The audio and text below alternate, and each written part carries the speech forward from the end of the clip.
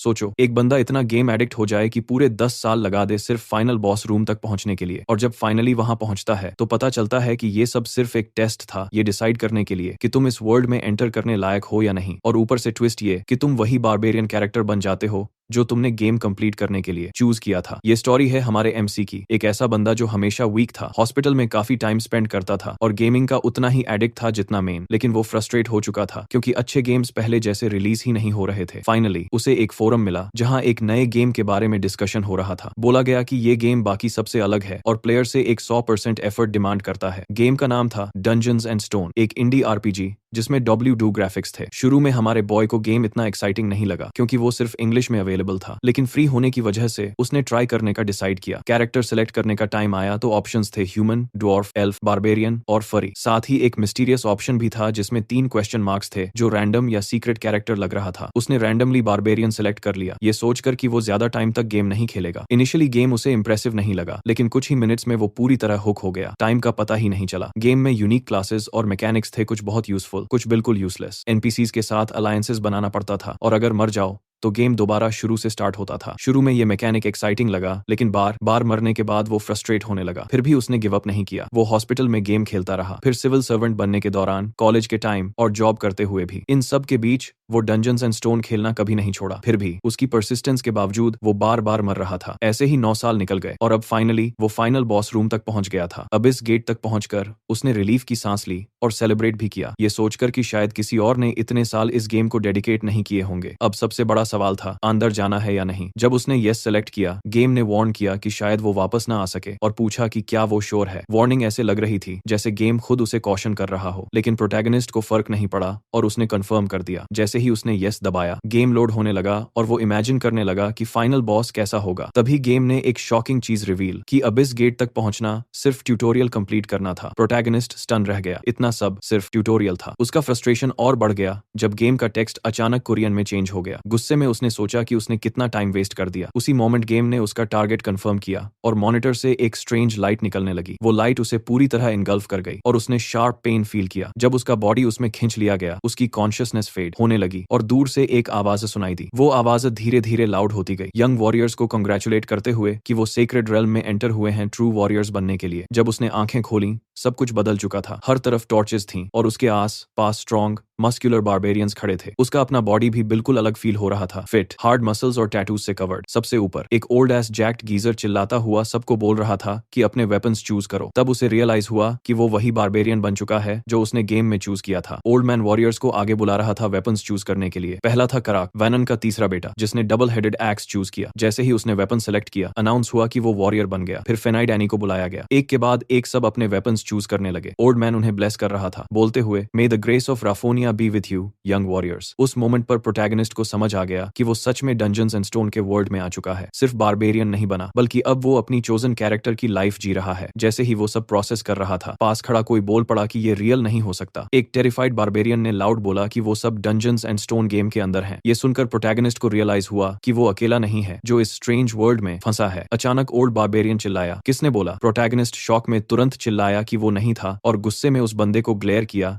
जिसने एक्चुअली बोला था। ओल्ड मैन ने उसे घूर कर देखा और बोला, तुम ही थे, है ना? बारबेरियन ने पूछा कि क्या वो सच में डंजन्स एंड स्टोन के अंदर हैं। बिना हेजिटेशन के ओल्ड मैन उसके पास गया और उसका सीधा सिर काट दिया। फिर उसने अनाउंस किया कि कड़ुआ का बेटा ओम एक इविल स्पिरिट से पोजेस था और बाकी सबको ऑर्डर दिया कि जो कुछ उसने बोला उसे भूल जाओ और सेरेमनी कंटिन्यू करो। प्रोटैगनिस्ट को तुरंत 3 इंपॉर्टेंट बातें समझ आ गईं। पहली, उस जैसे लोग जो इस वर्ल्ड में आए हैं उन्हें इविल स्पिरिट्स माना जाता है। दूसरी, अगर किसी को उसकी असली आइडेंटिटी पता चल गई तो उसे मार दिया जाएगा। तीसरी, अगर वो पहले बोल देता तो उसका भी सिर जमीन पर पड़ा होता। ओल्ड मैन ने फिर सिनिक के 4th सन को बुलाया। ये सब देखकर प्रोटैगनिस्ट और एंग्शियस हो गया क्योंकि लोग एक के बाद एक बुलाए जा रहे थे और उसके जैसे लोग भी इंक्लूड हो रहे थे। उसने एक प्लान बनाया, अगर 2 सेकंड के अंदर कोई अपने नाम पर आगे नहीं आता तो वो खुद चला जाएगा। थोड़ी देर बाद एक नाम अनाउंस हुआ, ब्यॉर्न सन ऑफ जैंडल। प्रोटैगनिस्ट ने काउंट किया 1, 2 और जब कोई आगे नहीं आया वो खुद स्टेप आउट कर गया। तब रिवील हुआ कि उसका नाम ही ब्यॉर्न है, जैंडल का बेटा। जैसे ही वो आगे बढ़ा, उसने देखा ओल्ड मैन उसे घूर रहा है। ओल्ड मैन ने उसे बोला कि कोई भी वेपन चूज करो। काफी ऑप्शंस थे इसके बाद, लेकिन प्रोटैगनिस्ट ने जो वेपन चूज किया उसने ओल्ड मैन का अटेंशन खींच लिया। वो था एक शील्ड। प्रोटैगनिस्ट को लगता था कि शील्ड ही बेस्ट ऑप्शन है। इस बीच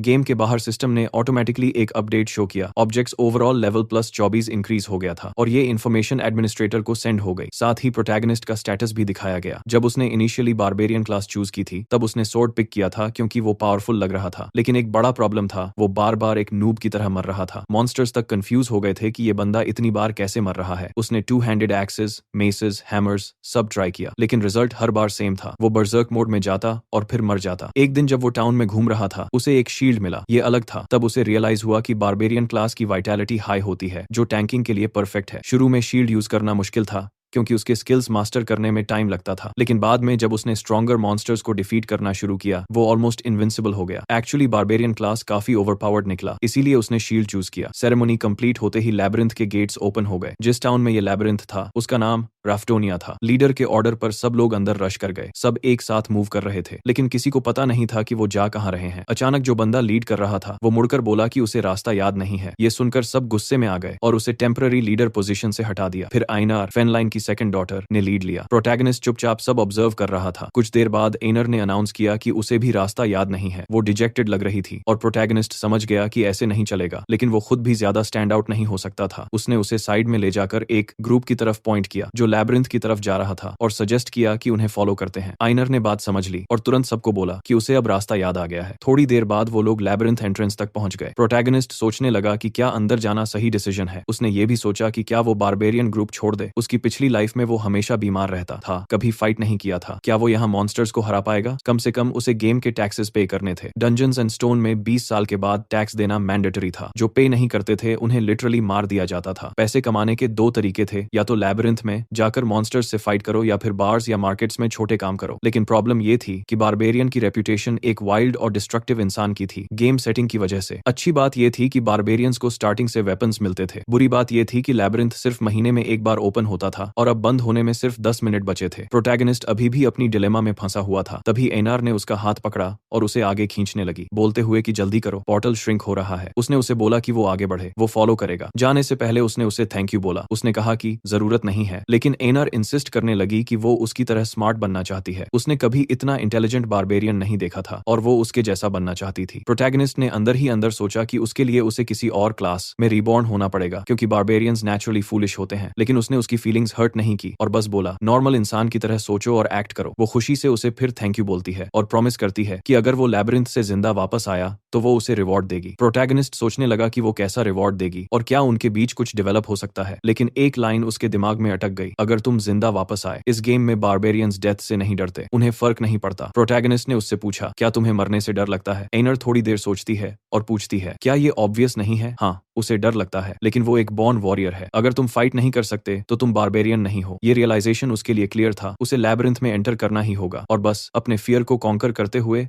वो अंदर गहराई में बढ़ गई। डंजन के अंदर विजिबिलिटी ऑलमोस्ट जीरो थी। जब डंजन्स एंड स्टोन की बात आती है, हमारा एमसी एक वेटरन है। उसे पता है कि वॉल्स पर क्रिस्टल्स होने चाहिए जो थोड़ी बहुत रोशनी देते हैं, लेकिन यहाँ उसे रियलाइज हुआ कि वो प्योर पिच डार्कनेस में थ्रो कर दिया गया है। ये उसके 9 साल के गेमिंग एक्सपीरियंस में कभी नहीं हुआ था। वो धीरे धीरे वॉल्स फील करते हुए आगे बढ़ने लगा। जब उसे लगा कि उसकी स्पीड बहुत स्लो है, तभी वो एक बेयर ट्रैप में फंस गया। दर्द से चीखने वाला था, लेकिन उसने अपनी आवाज दबा ली क्योंकि उसे पता था कोई एनिमी पास हो सकता है। और गैस करो, क्या वो सही था? डार्कनेस में एक छोटा लेकिन सिनिस्टर क्रीचर छुपा हुआ था। सबसे बुरी बात, ये क्रीचर्स बहुत कनिंग होते हैं और तब अटैक करते हैं जब तुम ऑलरेडी वीक हो। दर्द और फ्रस्ट्रेशन के बावजूद उसने खुद को डांटा और कंप्लेन करने के बजाय गॉब्लिन को फाइट के लिए चैलेंज किया। अपनी नम और ट्रैप्ड लेग के बावजूद वो सीधा खड़ा रहा। उसका गुस्सा बढ़ता गया। वो गॉब्लिन को कर्स करता है और लैबिरिंथ को भी गाली देता है। तभी उसे फुटस्टेप्स सुनाई देते हैं जो कंफर्म करता है कि उसका शाउट काम कर रहा है। हमारे बॉय ने प्रिटेंड किया कि वो भाग रहा है क्रीचर को बेट करने के लिए। जैसे वो चलता, गॉब्लिन भी चलता, जैसे वो रुकता, गॉब्लिन भी रुकता। ये देखकर उसने एक नया प्लान बनाया। वो पूरी तरह गिर गया और डेड एक्ट करने लगा। गॉब्लिन दूर खड़ा देख रहा था, कंफर्म करने के लिए कि टारगेट सच में मर गया है या नहीं। फिर उसने उस पर पत्थर फेंकना शुरू किया, टेस्ट करने के लिए कि वो जिंदा है या नहीं। ये देखकर हमारा बॉय और गुस्से में आ गया। उसने रियलाइज किया कि ये गॉब्लिन उस बारबेरियन से भी ज्यादा स्मार्ट हो सकता है जो लैबिरिंथ के सीक्रेट्स नहीं समझ पाया। जैसे ही गॉब्लिन पास आया, हमारे बॉय ने एक क्रिटिकल मिस्टेक की, वो अटैक मिस कर गया और ऊपर से गॉब्लिन उस पर हंसने लगा, उसका मजाक उड़ाते हुए। प्रोटैगनिस्ट का खून खौल उठा। प्योर रेज में उसका बॉडी इंस्टिंक्टिवली रिएक्ट करने लगा और वो गॉब्लिन पर बार बार अटैक करने लगा। उसने उसे ऑलमोस्ट कंप्लीटली डिस्ट्रॉय कर दिया। यही बारबेरियन की असली स्ट्रेंथ है, रॉ अनटेम्ड मैडनेस। गॉब्लिन को डिफीट करने के बाद उसे एक्सपीरियंस पॉइंट्स मिले और क्रीचर का बॉडी वैनिश हो गया, पीछे एक छोटा क्रिस्टल छोड़कर जो गेम की करेंसी थी। ये 9th ग्रेड मैजिकल जेम सिर्फ एक रोटी के बराबर वैल्यू रखता है। अब सब क्लियर हो गया। ये एक डंजन और मॉन्स्टर्स का वर्ल्ड है, फेमिलियर लैंडस्केप्स और अलग अलग रेसेस के साथ। हमारा बॉय समझ गया कि ये वही गेम है जो वो 9 साल से खेल रहा था, लेकिन अगर ये उसकी न्यू रियलिटी है तो वो सिर्फ मरकर ही कंफर्म कर सकता है। अपने आप को घसीटते हुए, खून के ट्रेल्स छोड़ते हुए वो लगभग 10 माइल्स तक क्रॉल करता रहा। एक पॉइंट पर उसे केव के एंड पर लाइट दिखी। जैसे ही वो गिव अप करने वाला था, उसने देखा एक ग्रुप वहां से गुजर रहा है। तब तक उसकी लाइफ सिर्फ 2% रह गई थी। एक नोटिफिकेशन आया, permanent sanity point gained. Beyond बोलने की कोशिश करता है, लेकिन लो हेल्थ की वजह से बोल नहीं पाता। ग्रुप के लोग हैरान हो जाते हैं कि एक बिगिनर इतनी दूर कैसे आ गया, ये इम्पॉसिबल लग रहा था। बियॉन्ड इरिटेट हो गया और उसे उन हेल्पर्स को पंच करने का मन हुआ। ग्रुप लीडर काम रहता है और रेसिना नाम की किसी को बोलता है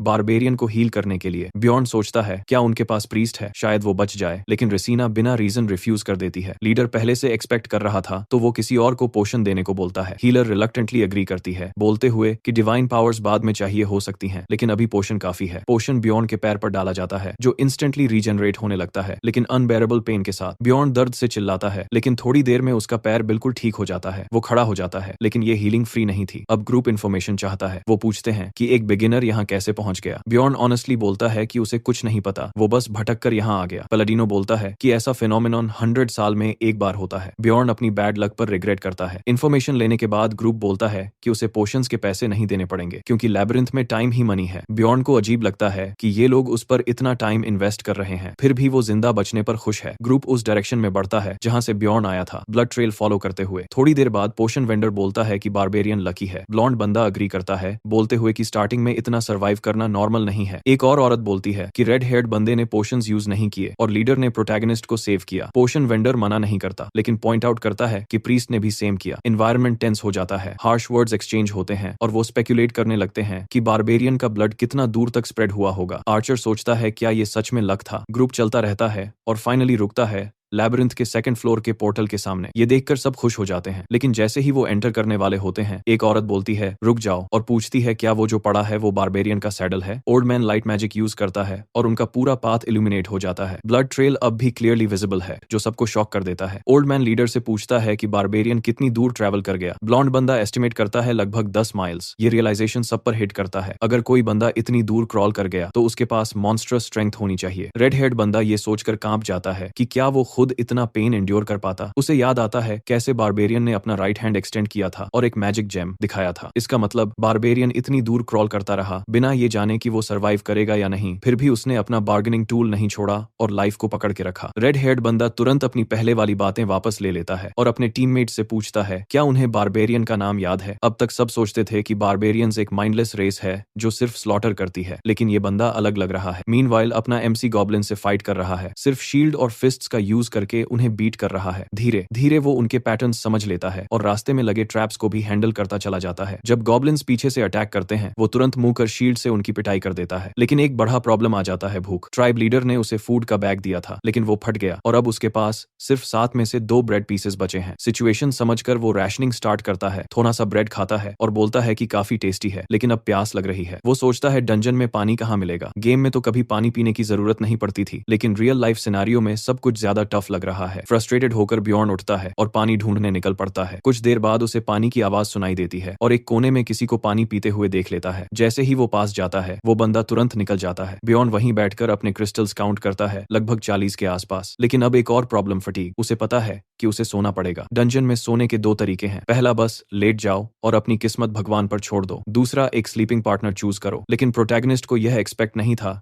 कि सब लोग उसे रिजेक्ट कर देंगे। ऑब्वियसली वो इरिटेट हो जाता है। तभी एक बंदा आता है, स्माइलिंग फेस, नाम हन। वो पूछता है क्या वो स्लीपिंग पार्टनर ढूंढ रहा है और एक्सप्लेन करता है कि बस एक दूसरे का ख्याल रखना होता है सोते वक्त। बियॉन्ड तुरंत अग्री करता है और अपना इंट्रो देता है, लेकिन बंदा उसका हाथ थोड़ा वियर्ड रोमांटिक स्टाइल में शेक करता है और बोलता है काश 3 लोग होते। फिर ब्लश करते हुए बोलता है क्या सिर्फ हम दोनों ही हैं। बियॉन्ड के दिमाग में सीधा थॉट आता है इसका सर फोड़ दूं, लेकिन वो कंट्रोल करता है, रात के लिए कंपनी चाहिए। दोनों रॉक पेपर सिजर्स खेलते हैं, हान जीत जाता है तो वो पहले सोएगा। बियॉन्ड ऑब्वियसली फिर से पिस्ड। हन उसे एक वॉच देता है और बोलता है जब पॉइंटर यहाँ आए तो मुझे उठा देना। फिर वो सो जाता है। बियॉन्ड बैठा सोच रहा है क्या उसका स्लीपिंग बैग मांगे या नहीं, और होप करता है कोई गॉब्लिन ना आ जाए। टाइम पास होता है। वो हान को उठाता है। हान उसे थैंक्स बोलता है और कहता है अब बियॉन्ड की बारी है सोने की। लेकिन बियॉन्ड कैसे ट्रस्ट करे किसी अननोन बंदे पर, तो वो प्रिटेंड करता है कि वो सो रहा है, स्नोर करते हुए। वो सोचता है हन कब अटैक करेगा, लेकिन हन कुछ नहीं करता। 2 घंटे बीत जाते हैं। अब बियॉन्ड गार्ड पर है, जीरो स्लीप। वो इरिटेट होने लगता है, सोचता है हान ने कुछ किया क्यों नहीं, शायद थोड़ा ट्रस्ट करना चाहिए था। धीरे धीरे वो खुद सो जाता है। अचानक एक लाउड स्क्रीम से वो उठता है। दोनों एक दूसरे को देखते रहते हैं। बियॉन्ड बोलता है उसे पता ही नहीं चला कब सो गया। हान बोलता है पहले मुंह साध कर, लकी है कोई अटैक नहीं हुआ। बियॉन्ड अपोलोजाइज करता है और बोलता है अगर वो और सोना चाहे तो वो गार्ड करेगा। हान स्माइल के साथ बोलता है कोई नीड नहीं, अब तू सो जा, मैं देख लूंगा। बियॉन्ड उसे थैंक्स बोलता है। हन पूरे टाइम अपनी वियर्ड स्माइल मेंटेन करता है। बियॉन्ड उसे एक रियल लाइफ डील जैसा ट्रीट करता है और उसे ब्लेम नहीं करता, लेकिन उसके दिमाग में क्लियर है डंजन में हन जैसे लोग एग्जिस्ट नहीं करते। जैसे ही बियॉन्ड आंख खोलता है, हान उसके ऊपर जायंट हैमर लेके खड़ा होता है और बोलता है थोड़ा और सोना है क्या। अगर उस मोमेंट बियॉन्ड डॉज नहीं करता तो वहीं क्रश हो जाता। वो तुरंत साइड जंप करता है और हान शॉक में रह जाता है कि यह बच गया। लगता है उसने गलत इंसान को ट्रिगर कर दिया। बियॉन्ड फुल हेट्रेड के साथ अटैक करता है। हान चिल्लाता है रुक जा, एक्सप्लेन कर सकता हूँ, लेकिन बियॉन्ड उसे शील्ड से मार देता है। हान बार बार सॉरी बोलता है, लेकिन बियॉन्ड के लिए वो अब गॉब्लिन जैसा है, एक हिट में नहीं मरेगा। वो फिर से अटैक करता है। हान 2 मीटर दूर गिरता है, क्रॉल करने लगता है। वो अपोलोजाइज करता रहता है, लेकिन बियॉन्ड सिर्फ जानना चाहता है क्यों किया। हान बताता है कि वो उसे नॉकआउट करके उसका मैजिक स्टोन चुराना चाहता था। शील्ड और बाकी गियर भी बेच देता, अच्छा पैसा मिलता। बियॉन्ड पूछता है बस इतना ही। हान बोलता है हाँ, अब मुझे जाने दे। बियॉन्ड को पता है ऐसे और लोग मिलेंगे, क्या सबको छोड़ता रहेगा। हान बोलता है वो दूसरों जैसा नहीं है। बियॉन्ड बस अपना शील्ड उठाता है और यह पहली बार होता है जब वो किसी इंसान को अपने हाथ से मारता है। अभी 1 दिन भी नहीं हुआ इस वर्ल्ड में आए हुए और वो पहले ही एक लाइफ ले चुका है। उसके बाद वो हान का गियर इक्विप करता है, shoulder pads, backpack, inventory increase, hammer and boots भी, मतलब फुल अपग्रेड मिल गया। अभी के करंट फेज में हमारा एमसी फुल सैवेज मोड में है, गॉब्लिन्स को लिटरली वाइप कर रहा है और वो बड़ा हैमर तो उसका बेस्ट फ्रेंड बन गया है। नेक्स्ट डे गॉब्लिन्स ग्रुप्स में आने लगते हैं। गॉब्लिन्स ग्रुप्स में आने लगते हैं जो वो इजिली हैंडल कर लेता है, लेकिन रियल प्रॉब्लम गॉब्लिन्स नहीं, स्लीप है। वो थोड़ा रेस्ट लेने के लिए वॉल के साथ टिकता है, लेकिन जैसे ही आंख लगती है गॉब्लिन्स आ जाते हैं, सोचते हुए कि बंदा सो रहा है। बस यही उसका फ्यूज ऊंच जाता है। बोलता है कि 10 मिनट का रेस्ट भी नहीं मिलता और सबको क्रश कर देता है। सब क्लीन करने के बाद वो बोलता है अब तो सो जाऊंगा, और तभी सिस्टम मैसेज, जब वो सो रहा था एक गॉब्लिन ने अटैक कर दिया। लिटरली एक बड़ा गॉब्लिन उसके चेस्ट में नाइफ घुसा रहा होता है। वो झटके से उठता है, गॉब्लिन को थप्पड़ मार के उड़ा देता है। दूसरा गॉब्लिन अपने दोस्त को हवा में उड़ते देखकर समझ जाता है कि बारबेरियन गुस्से में है और सीधा भाग लेता है। बियॉन्ड को लगता था वो स्लोली वेकअप करेगा, लेकिन अब उसे वुंड्स हील करने पड़ रहे हैं। पोशन यूज करते हुए वो कंप्लेन करता है कि पोशन का स्टिंग वुंड से भी ज्यादा दर्द देता है। हान को मारे हुए 14 घंटे हो चुके हैं और अब वो फिर से एक नाइट टाइम कंपेनियन ढूंढने का सोच रहा है, लेकिन इस बार सीन उल्टा है। अब सब लोग उससे टीम अप करना चाहते हैं। शायद अब वो क्लीन और डेंजरस लग रहा है। जो भी हो, हर कोई इनवाइट कर रहा है, लेकिन इस बार वो खुद मना कर देता है और बोलता है कि वो अपनी रेस के साथ रहेगा, बारबेरियंस के साथ। डंजन में चलते हुए उसे एक एल्फ गर्ल दिखती है, कॉर्नर में बैठी हुई। ऑब्वियसली वो उसे देखकर डर जाती है। सिस्टम कंफर्म करता है इंजर्ड एल्फ। बियॉन्ड तुरंत पूछता है क्या वो हर्ट है, लेकिन उसे और अलर्ट कर देता है। ध्यान से देखने पर वो नोटिस करता है कि वुंड काफी सीरियस है। वो पूछता है क्या ह्यूमंस ने उसे इंजर किया। जैसे ही वो पास जाता है, एल्फ नील करके अपोलोजाइज करने लगती है। बोलती है बस इस बार माँ कर दो, उसे अपने छोटे भाई का ख्याल रखना है। बियॉन्ड और कंफ्यूज्ड हो जाता है। गेम में एल्व्स ऐसे बिहेव नहीं करते, वो कोल्ड होते हैं। फिर भी वो कामली बोलता है कि डरने की जरूरत नहीं, उसका कोई इंटेंशन नहीं है उसे मरने का। एल्फ शॉक हो जाती है। बार बार पूछती है क्या वो सच में उसे छोड़ देगा। अब बियॉन्ड थोड़ा इरिटेट हो जाता है, पूछता है इतना डर क्यों रही है। फिर वो उसे हीलिंग आइटम्स देता है, लीव्स जो बारबेरियंस अपने कंपेनियंस को देते हैं। बोलता है पहले वुंड्स ट्रीट करो, बाद में बात करेंगे। एल्फ पूछती है क्या हेल्प करने के लिए रीजन चाहिए। वो बोलता है क्या प्रोटेक्ट करने के लिए रीजन चाहिए। ऑब्वियसली उसका अपना रीजन है, उसे नाइट टाइम कंपेनियन भी चाहिए और वुंड भी काफी बड़ा है। उसकी कंडीशन देख के क्लियर है कि वो भी स्ट्रगल कर रही है। दोनों इंट्रोड्यूस करते हैं एल्फ का नाम अर्विन। बियॉन्ड पूछता है वो उससे इतना क्यों डर रही है। वो बोलती है क्योंकि वो एल्फ है और वो बारबेरियन और बारबेरियंस उनके मॉर्टल एनिमीज हैं। लेकिन फिर करेक्ट करती है कि वॉर 10 साल पहले खत्म हो चुका है और वो फाइट नहीं करना चाहती। यह सुन के बियॉन्ड रियलाइज करता है यह वर्ल्ड गेम से डिफरेंट है, बहुत कुछ है जो उसे नहीं पता। थोड़ा टेंशन भी होता है, लेकिन जब वो बोलता है कि उसे फर्क नहीं पड़ता, एल्फ थोड़ी रिलैक्स हो जाती है। ये हमारे की बात कर, एक्चुअली वो उसे नाइट टाइम कंपेनियन बनाना चाहता है। दोनों थके हुए हैं तो कोऑपरेट करना बेस्ट है। एल्फ कंडीशन रखती है वो वॉरियर्स ऑनर पर स्वेयर करे कि वो कुछ गलत नहीं करेगा। बियॉन्ड थोड़ा अनॉयड होता है, लेकिन मान जाता है। बोलता है मैं अपने फादर के ऑनर पर स्वेयर स्वेयर करता हूँ जिसका नाम वो खुद भूल चुका है। एल्फ भी स्वेयर करती है और दोनों के बीच एक नॉन अग्रेशन पैक्ट बन जाता है, एटलीस्ट रात के लिए। ब्यॉन बोलता है वो पहले सोएगा ताकि ट्रस्ट बिल्ड हो। एल्फ अग्री करती है। इस बार ब्यॉन उसे वॉच देता है, बोलता है ध्यान से रखना महंगा है। वो लेट जाता है, सोचता है प्रिटेंड करेगा कि सो रहा है, लेकिन सच में सो जाता है। शॉक में उठता है, पूछता है कितनी देर सोया? 2 घंटे। उसे लगता है स्लीपिंग बैग और ब्लैंकेट की वजह से हुआ। अब वो गिल्ट फील करता है और वो सब अर्विन को दे देता है। वो खुश हो जाती है और फाइनली सो जाती है। क्लियरली वो भी उतनी ही टायर्ड थी। ब्यॉन को लगता है जैसे वीक्स बीत गए, लेकिन एक्चुअली सिर्फ 3 दिन हुए हैं डंजन में आए। यह सोच के वो कंफ्यूज हो जाता है रियल वर्ल्ड के बॉडी के बारे में। लास्ट उसे याद है वो मॉनिटर में खींच लिया गया था। वॉच चेक करता है तो बस 10 मिनट बचे हैं अर्विन को जगाने के। अब उसका दिमाग फिर ओवरथिंक मोड में, क्या उसे टीम अप करना चाहिए और लूट शेयर करना चाहिए, क्योंकि अब गॉब्लिन्स ग्रुप्स में आ रहे हैं। वो बोलता है 4 गॉब्लिन्स तक हैंडल कर सकता है, लेकिन मेन इशू स्टिल स्लीप है। अगर टीम अप करेगा तो लूट डिवाइड होगा, और अगर नहीं करेगा तो नेक्स्ट डे फिर से नया नाइट टाइम कंपेनियन ढूंढना पड़ेगा। सडनली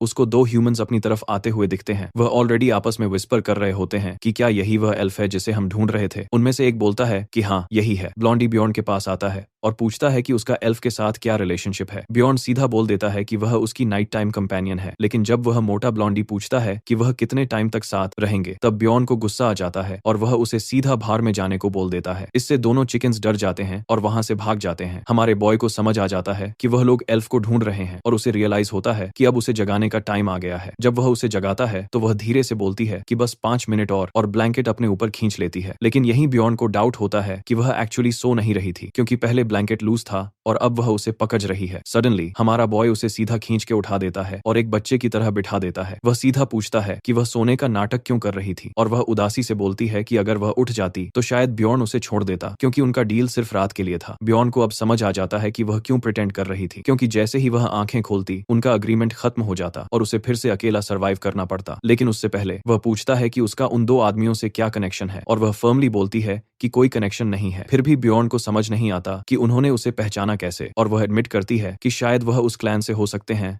जो उसे हर्ट करना चाहता था। कम से कम उनके कप्थों पर क्रिस्टल यूनियन क्लैन का सिंबल था। ब्यॉन तुरंत समझ जाता है कि उसके साथ रहना डेंजरस हो सकता है, क्योंकि पूरा क्लैन उसके पीछे पड़ा है। लेकिन जब वह देखता है कि वह सिर्फ 20 साल की है, तो वह उसे कहता है कि उसके साथ चले ताकि वह चलते हुए बात कर सके। वह पूछती है कि क्या वह उसकी हेल्प करेगा, और वह बोलता है कि पहले वह पूरी स्टोरी सुनना चाहता है। अर्विन थोड़ी एक्साइटेड हो जाती है और अपनी स्टोरी बताना शुरू करती है। वह बताती है कि अपने जर्नी के पहले दिन उसकी मुलाकात उस आदमी से हुई थी और वह उसका नाइट टाइम कंपेनियन बन गया था, लेकिन कुछ अजीब लग रहा था। इसीलिए उसने आंखें खोली और देखा कि उस आदमी का हाथ उसके पास एक अजीब पोजीशन में था। वह उसे बोल रहा था कि थोड़ी देर और सो जाओ। बाद में उसे पता चला कि वह एक क्लैन का मैनेजर था जो फर्स्ट फ्लोर पर बिजनेस करता था। वह आगे बताती है कि वह किसी तरह उस दिन बच के निकल गई, लेकिन उस क्लैन के लोग अभी भी उसका पीछा कर रहे हैं और उसके पेट में एरो लगा था। अब हमारा बॉय पूछता है कि वह लोग उसे ट्रैक कैसे कर रहे हैं। वह बताती है कि शायद वह मैसेज स्टोन का यूज करते हैं। मैसेज स्टोन एक मिस्टिकल डिवाइस होता है जो सिंक्रोनाइज होने के बाद लगभग 300 मीटर के रेंज में कम्युनिकेशन अलाउ करता है, बेसिकली एक वॉकी टॉकी जैसा। ब्यॉन समझ जाता है कि अगर वह उसे छोड़ देगा तो वह पकड़ी जाएगी, लेकिन ऐसा नहीं लगता कि उसने कुछ गलत किया है। वह उससे पूछता है कि इतनी ज्यादा जिद से उसका पीछा क्यों किया जा रहा है, क्या सिर्फ उसे चुप कराने के लिए। वह थोड़ा हिचकिचाती है, मना करती है और हल्का ब्लश करते हुए एडमिट करती है कि जब वह पहली बार भाग रही थी तब उसने अपना नाइफ फेंका था और गलती से वो वहां लग गया। वह मान लेती है कि ब्यॉन समझ गया होगा इसका मतलब। रूमर्स कहते हैं कि सिचुएशन इतनी खराब हो गई थी कि पोशंस भी काम नहीं कर रहे थे। इतना रीजन तो काफी था उनके पीछे पड़ने के लिए। शर्मिंदगी महसूस करते हुए अर्विन धीरे से सॉरी बोलती है। तभी अचानक उसे एक अजीब सेंसेशन फील होता है और वह जल्दी से ब्यॉन को बोलती है कि पीछे मत देखना। लगभग 150 मीटर दूर एक ग्रुप उनका पीछा कर रहा होता है। हमारा बॉय उसकी इतनी प्रिसाइज सेंसिंग से इंप्रेस हो जाता है। शायद यह एल्व्स की कोई इनेट पैसिव एबिलिटी है। फास्टर मूव करने का डिसाइड करके वह पूछता है कि उसकी इंजरी ठीक है या नहीं। वह बोलती है कि ठीक है, लेकिन उसे पता होता है कि उसके वुंड्स फिर से खुल गए हैं। फिर भी वह कंप्लेन नहीं करती आज के लिए। जब वह स्पीड बढ़ाते हैं तब भी उनके और परस्यूअर्स के बीच डिस्टेंस बढ़ नहीं रहा होता। ब्यॉन एक प्लान सोचना शुरू करता है। अर्विन उसके सीरियस एक्सप्रेशन को नोटिस करती है और पूछती है क्या हुआ। डायरेक्ट जवाब देने के बजाय वह पूछता है कि वह किस चीज में अच्छी है। वह प्राउडली बोलती है कि वह कपड़े धोने और घर सान करने में स्किल्ड है, और इससे उसकी सारी बैटल स्ट्रेटेजी वाली होप तुरंत खत्म हो जाती है। फ्रस्ट्रेटेड होकर वह क्लैरिफाई करता है कि वह कॉम्बैट के बारे में पूछ रहा था। तब वो बताती है कि वह आर्चरी और स्पिरिचुअल फायर मैजिक में प्रोफिशिएंट है। बियॉर्न तुरंत पहचान लेता है कि यह सबसे रेयर एलिमेंटल एबिलिटीज में से एक है, लेकिन जो वह सच में जानना चाहता था वह यह था कि क्या उसने कभी किसी को मारा है। वह सिर हिलाकर मना करती है, लेकिन कॉन्फिडेंटली बोलती है कि जरूरत पड़ने पर कर सकती है। उसका जवाब मानकर वह पूछता है कि क्या वह उसके साथ रहेगी जब तक वह लैबिरिंथ से बाहर नहीं निकल जाते। वह थोड़ा सोचती है, सिचुएशन को समझती है, फिर रिवॉर्ड्स के बारे में पूछती है कि क्या उसे इसमें कुछ मिलेगा या नहीं। बियॉर्न बिना डिले के बोलता है कि रिवॉर्ड्स डिवाइड होंगे, वह 90% लेगा और वह 10%। सरप्राइजिंगली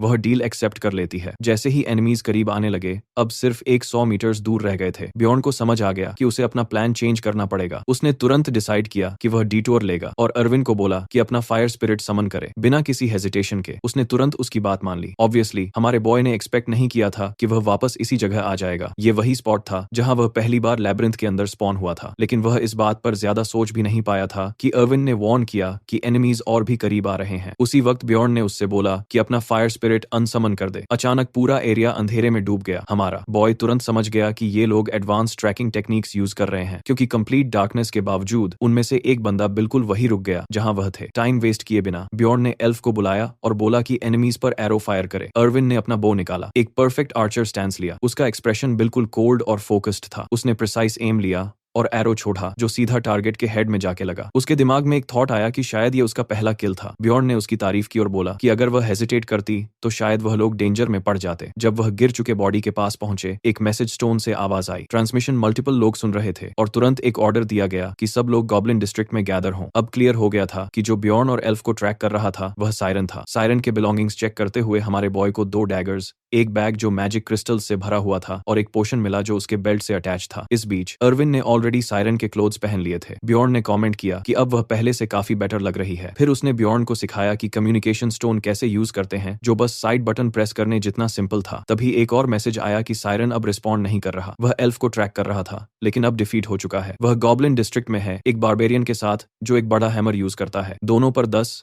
गोल्ड कॉइन्स का बाउंटी सेट हो चुका है। अर्विन ऑलरेडी शॉक में थी, लेकिन बियॉर्न ने उसे काम किया और बोला टेंशन ना ले और अपना स्पिरिट दोबारा समन करे। उनका नेक्स्ट मूव क्लियर था। वह डार्कनेस का यूज करके सीधा डंजन के सेकंड फ्लोर की तरफ जाने वाले थे। कुछ टाइम बाद अर्विन ने उसे सर कहकर एड्रेस किया और पूछा कि क्या वह सच में सेकंड फ्लोर जा रहे हैं। उसने कंफर्म किया और वह थोड़ी हिचकिचाहट के साथ बोली कि क्या उसे पता है कि वह फर्स्ट फ्लोर से काफी ज्यादा डिफिकल्ट है। बियॉर्न ने उसे रियश्योर किया कि उसे सब पता है और कोई प्रॉब्लम नहीं होगी, क्योंकि दोनों एक परफेक्ट कॉम्बिनेशन है। ये सुनकर वह थोड़ी एम्बैरेस्ड हो गई, क्योंकि टैंक और लॉन्ग रेंज डैमेज डीलर का कॉम्बो हमेशा स्ट्रांग होता है। फिर भी वह आगे बढ़ने में हेजिटेंट थी। तभी एक अनाउंसमेंट हुआ जिसमें बोला गया कि अगर कोई एल्फ को कैप्चर कर लेता है तो उसे 10 गोल्ड के बदले उसे रखने की परमिशन मिलेगी। ये सुनते ही वह तुरंत रेडी हो गई और डिक्लेयर किया कि वह बियॉर्न के साथ सेकंड फ्लोर जाएगी। हमारा बॉय ऑब्वियसली नहीं चाहता था कि वह डर के वजह से उसके साथ आए, लेकिन एटलीस्ट अब उसे कन्विंस नहीं करना पड़ेगा। उसके लिए तो वैसे भी नीडी लोगों की हेल्प करना और बीच में विलन्स को तोड़ना हमेशा से पसंद था। चलते हुए उसने अचानक पूछा कि क्या उसे रास्ता पता है। बियॉर्न ने एडमिट किया कि वह कंप्लीटली श्योर नहीं है, लेकिन अगर वह नॉर्थ की तरफ जाएंगे तो इवेंचुअली पहुंच जाएंगे। उसे ये इसलिए पता था क्योंकि उसने गेम काफी ज्यादा खेला हुआ था। तभी अर्विन ने अचानक उसे रुकने को बोला। आगे गॉब्लिन ट्रैप था। उसने बोला कि वह हैंडल कर लेगी। गॉब्लिन्स ने इसी मोमेंट पर पीछे से सरप्राइज अटैक लॉन्च कर दिया, लेकिन अर्विन ने पहले गॉब्लिन को इजीली डॉज किया और एक एरो सीधा उसके हेड में मार दिया। दूसरा गॉब्लिन उस पर चार्ज करता है, लेकिन वह ऑलरेडी फुल स्पीड में मूव कर रही होती है। उसके पीछे जाके उसे भी खत्म कर देती है। ये लड़की सच में इंसेन थी। खुशी से स्माइल करते हुए वह पूछती है कि उसने कैसा परफॉर्म किया। बियॉर्न उसकी तारीफ करता है और मानता है कि वह उसकी एक्सपेक्टेशन से भी बेटर है। खुश होकर अर्विन उसे मैजिक क्रिस्टल्स देती है और उनका अग्रीमेंट याद दिलाती है कि 9 उसके और 1 उसका। वह एक्साइटेड होकर बोलती है कि अगर ऐसे ही प्रोग्रेस होती रही तो वह अपने छोटे भाई के लिए गिफ्ट खरीद पाएगी। बियॉर्न थोड़ा कंफ्यूज्ड होता है, लेकिन उसे बस मेहनत करते रहने को बोल देता है। तभी मैसेज स्टोन फिर से रिंग करता है और अनाउंस होता है कि रिवॉर्ड अब बढ़कर 20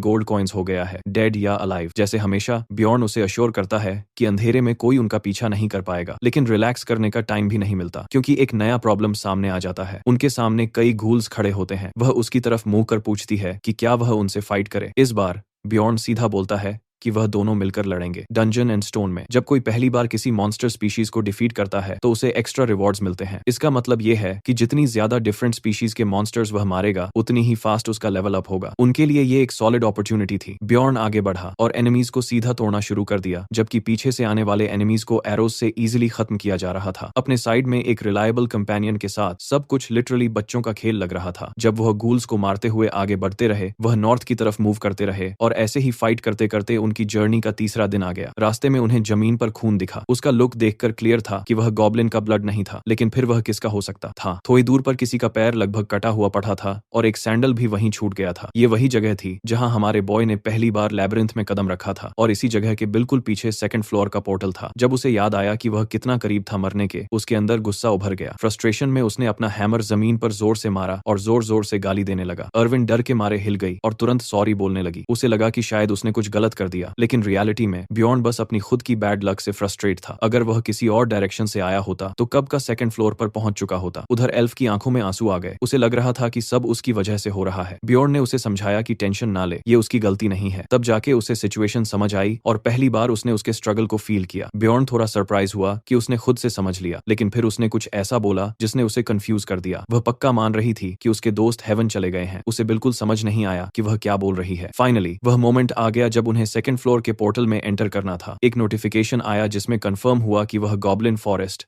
सेकंड फ्लोर पर पहुंच गए हैं। अगले ही मोमेंट दोनों अचानक नीचे गिर पड़े और जमीन पर क्रैश हो गए। वह गॉब्लिन फॉरेस्ट के नॉर्दर्न रीजन में लैंड हुए थे। इधर उधर देखने पर लग रहा था कि 50 मीटर के रेडियस में कोई भी लिविंग बीइंग नहीं है। एरविन ने पूछा कि उसने कभी सेकंड फ्लोर पर फॉरेस्ट के बारे में क्यों नहीं सुना। इसका जवाब देते हुए बियॉन्ड ने बताया कि फर्स्ट फ्लोर पर टोटल 4 पोर्टल्स होते हैं। नॉर्थ वाला गॉब्लिन फॉरेस्ट ले जाता है, ईस्ट वाला बीस्ट स्ले जोन, वेस्ट वाला लैंड ऑफ द डेड और साउथ वाला ब्लैक रॉकी माउंटेन्स। इन सब जगहों में से जो जगह उन्हें मिली थी वह सबसे कम डेंजरस थी। फिर बियॉन्ड ने उससे पूछा कि क्या उसे पता है बाद में सिटी कैसे जाना है, यानी डंजन से कैसे बाहर निकलते हैं। उसने बताया कि एक सर्टेन टाइम के बाद सब लोग ऑटोमेटिकली डंजन से बाहर निकलकर सिटी में टेलीपोर्ट हो जाते हैं। फर्स्ट फ्लोर पर ये 168 आवर्स के बाद होता है और सेकंड फ्लोर पर 240 आवर्स के बाद। उसके बाद सीधा सिटी में टेलीपोर्ट हो जाते हैं। ये समझकर हमारे बॉय ने डिसाइड किया कि जब फर्स्ट फ्लोर के 168 आवर्स कंप्लीट होने वाले होंगे तब वह वापस जाएंगे और टेलीपोर्ट हो जाएंगे ताकि उनका पीछा करने वाले गैंग से बच सकें। फिलहाल वह पोर्टल के पास वाले एरिया को एक्सप्लोर करने वाले थे। जैसे ही वह आगे बढ़े, अर्विन लीड कर रही थी और रास्ते के ट्रैप्स पॉइंट आउट कर रही थी। हमारे बॉय को तो बस पत्ते और पत्थर ही दिख रहे थे जब तक उसने एक पत्थर फेंका और हिडन ट्रैप रिवील नहीं हो गया। फिर उसने पूछा कि उसने कैसा किया और बियॉन्ड ने सीधा बोला कि उसने अपना काम सही किया। कुछ देर स्काउटिंग करने के बाद उन्हें समझ आ गया कि आसपास कोई गॉब्लिन्स नहीं है, तो वह आगे एक्सप्लोर करते रहे। सेकंड फ्लोर का मेन इश्यू ये था कि गॉब्लिन्स यूजुअली 12 के ग्रुप्स में घूमते थे और सबसे खतरनाक बात ये थी कि म्यूटेंट गॉब्लिन्स, वॉरियर्स और आर्चर्स भी होते थे जो काफी डेंजरस थे। बियॉन्ड ने डिसाइड किया कि वह ट्रैप्स क्लियर करेंगे, अपना एक्सप्लोरेशन एरिया बढ़ाएंगे और पोर्टल के पास ही रहेंगे ताकि जरूरत पड़ने पर तुरंत एस्केप कर सकें। वह इस प्लान को केयरफुली फॉलो कर रहे थे, लेकिन थोड़ी देर बाद अर्विन को एक और प्रेजेंस फील हुई। इस बार लगभग 50 मीटर दूर 10 से ज्यादा गॉब्लिन्स का ग्रुप था। बियॉन्ड ने पूछा कि वह बिना डिटेक्ट हुए कितना करीब जा सकती है। उसने एस्टिमेट किया कि अगर वह अकेली हो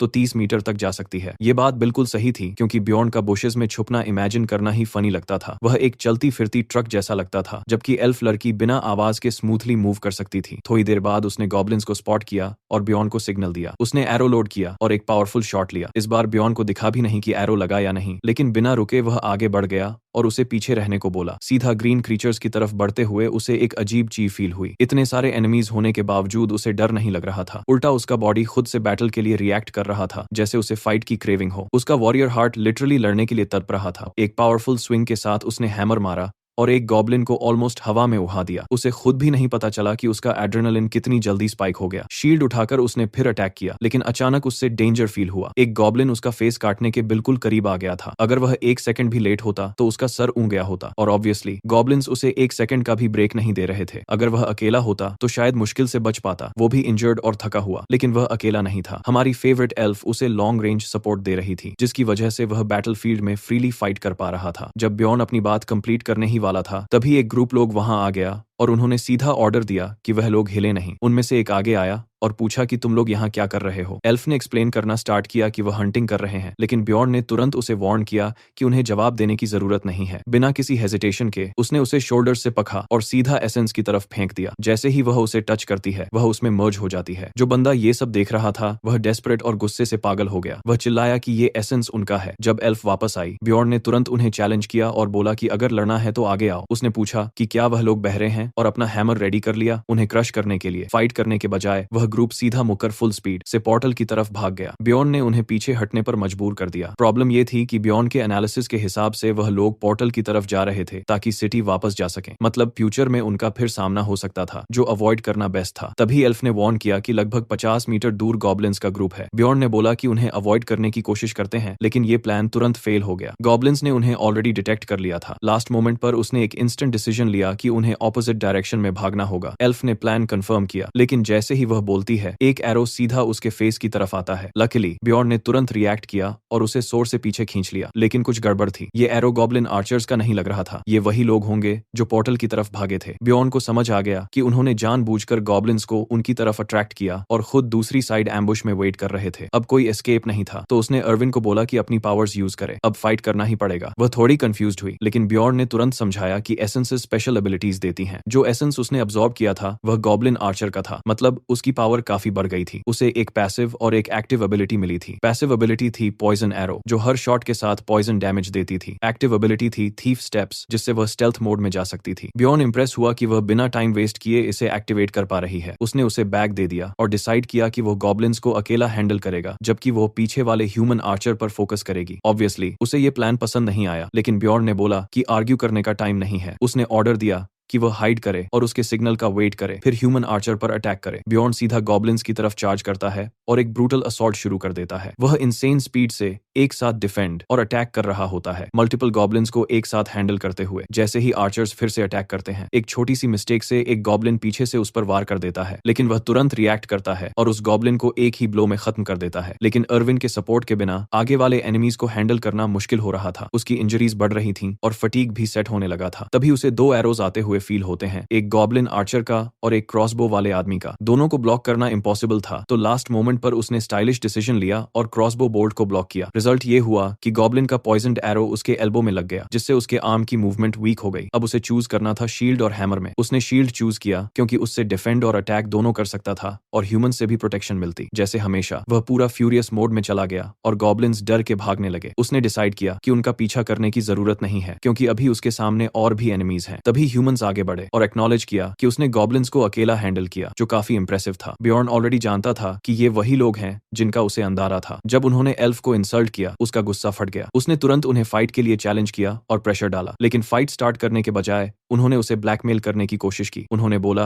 कि चाहे वह स्ट्रांग हो, लेकिन अब वो इंजर्ड है। अगर वह एल्फ की लोकेशन बता दे तो वह उसे छोड़ देंगे। ये सुन के बियॉन बस मुस्कुरा दिया, जिससे वह लोग उसे पागल बोलने लगे कि ऐसी सिचुएशन में हंस रहा है। उनका लीडर कॉशियस था। उसने अपने लोगों को बोला कि गार्ड डाउन ना करें और इमेजिन करें कि वह एक जायंट मॉन्स्टर से फाइट कर रहे हैं। अब एक आर्म यूजलेस होने के बाद बियॉन ने डिसाइड किया कि सिग्नल देने का टाइम आ गया है। एक ऐसा सिग्नल जो इस दुनिया के लोग भी समझ सकें। बिना डिले के वह लीडर पर झपटा और शील्ड से उसकी सोर्ड पर सोर का स्ट्राइक मारा। लीडर ने तुरंत रीइंफोर्समेंट्स बुलाई। एक बूढ़ा सामुराई एक पावरफुल स्लाइसिंग अटैक करता है, लेकिन बियॉन भी फुल फोर्स से काउंटर करता है। प्रॉब्लम यह थी कि अब वह सराउंडेड हो चुका था। वह सोच रहा था कि क्या अर्विन ने क्रॉसबो वाले को खत्म किया या नहीं। तभी एक एरो फुल फोर्स से आता है। किसी को नहीं पता था किसने फायर किया, बस ये क्लियर था कि वह सीधा बियॉन और लीडर की तरफ आ रहा है। ह्यूमन टैंक ने तुरंत बोला कि वह एरोज हैंडल करेगा और बाकी लोग बारबेरियन पर फोकस करें। जब वह डिफेंड कर रहा था, बाकी 2 लोग दोनों साइड से बियॉन पर अटैक करते हैं। लीडर फ्रंट से उसके शील्ड पर स्ट्राइक करता है और सामुराई पीछे से आता है। इंस्टेंट डिसीजन लेते हुए बियॉन अपना यूजलेस आर्म सैक्रिफाइस करता है, उसे डिस्ट्रैक्शन बनाता है और लीडर के हेड पर एक डेवास्टेटिंग ब्लो मार देता है। वह बंदा पीछे हट जाता है और उसे मॉन्स्टर बोलता है। बियॉन तुरंत मुक्कर सामुराई के नेक्स्ट अटैक को डॉज करता है और थोड़ा डिस्टेंस क्रिएट करता है। तभी एक और अनएक्सपेक्टेड चीज होती है। एक और एरो आता है। इस बार टैंक उससे ब्लॉक कर लेता है, लेकिन ये एरो फ्लेम से कवर्ड होता है। हीट इतनी ज्यादा होती है कि टैंक अपना शील्ड छोड़ देता है और वल्नरेबल हो जाता है। नेक्स्ट मोमेंट में लीडर के शोल्डर में एक और एरो लगता है। सिचुएशन खराब देखकर वह भागना स्टार्ट करता है और बोलता है कि बाद में एल्फ को डील करेगा। उधर सामुराई अपने अटैक्स और तेह कर देता है और बियॉन को सरेंडर करने को बोलता है। बियॉन मोमेंटम वापस लेता है, अपने शील्ड से व्यू ब्लॉक करता है और रीच बढ़ाता है। वह शील्ड को सामुराई पर स्विंग करता है, जो मुश्किल से डॉज करता है, लेकिन अटैक पीछे खड़े टैंक पर लगता है और वह ऊँट के गिरता है। वह जमीन पर गिरकर खून उगलता है। ओल्ड सामुराई गुस्से से सोचता है कि इतना स्ट्रॉन्ग वॉरियर इस ग्रुप में क्यों है। दोनों के बीच इंटेंस फाइट होती है, लेकिन अब ये एक प्रॉपर 1-on-1 बैटल बन चुकी होती है। बियॉन अपना शील्ड उठाकर